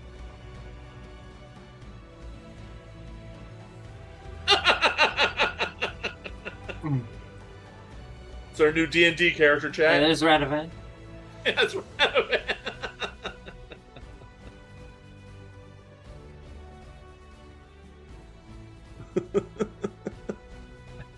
Yeah, there's a couple of them. But basically, there was a party full of those. Barbarian. Ah! Gotta love it. Alright, guys. Well, thanks for hanging out with us. We've had fun. Hope you did too. We should be back on Monday for now. The Jane-cations are over.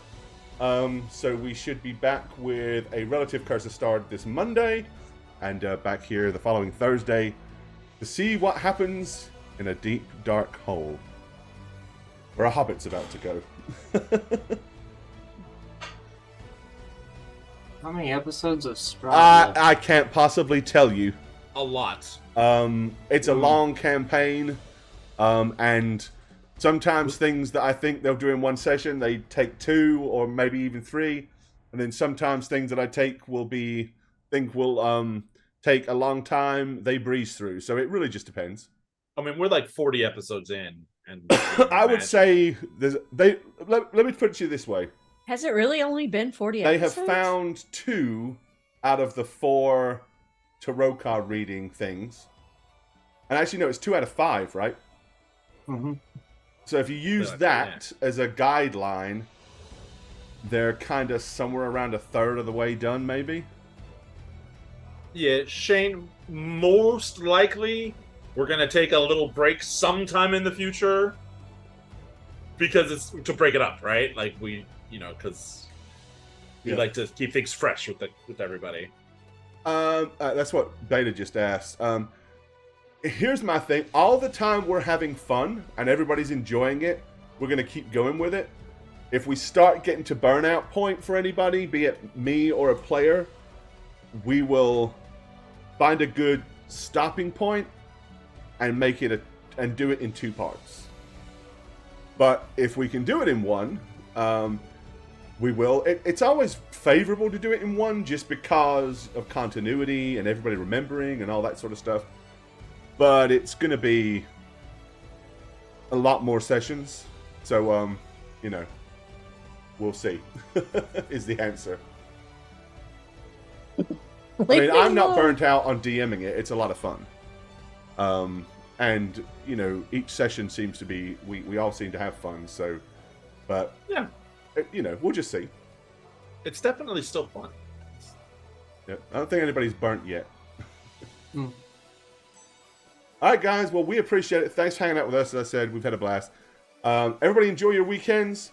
We will see you guys again soon. Y'all take care. Bye.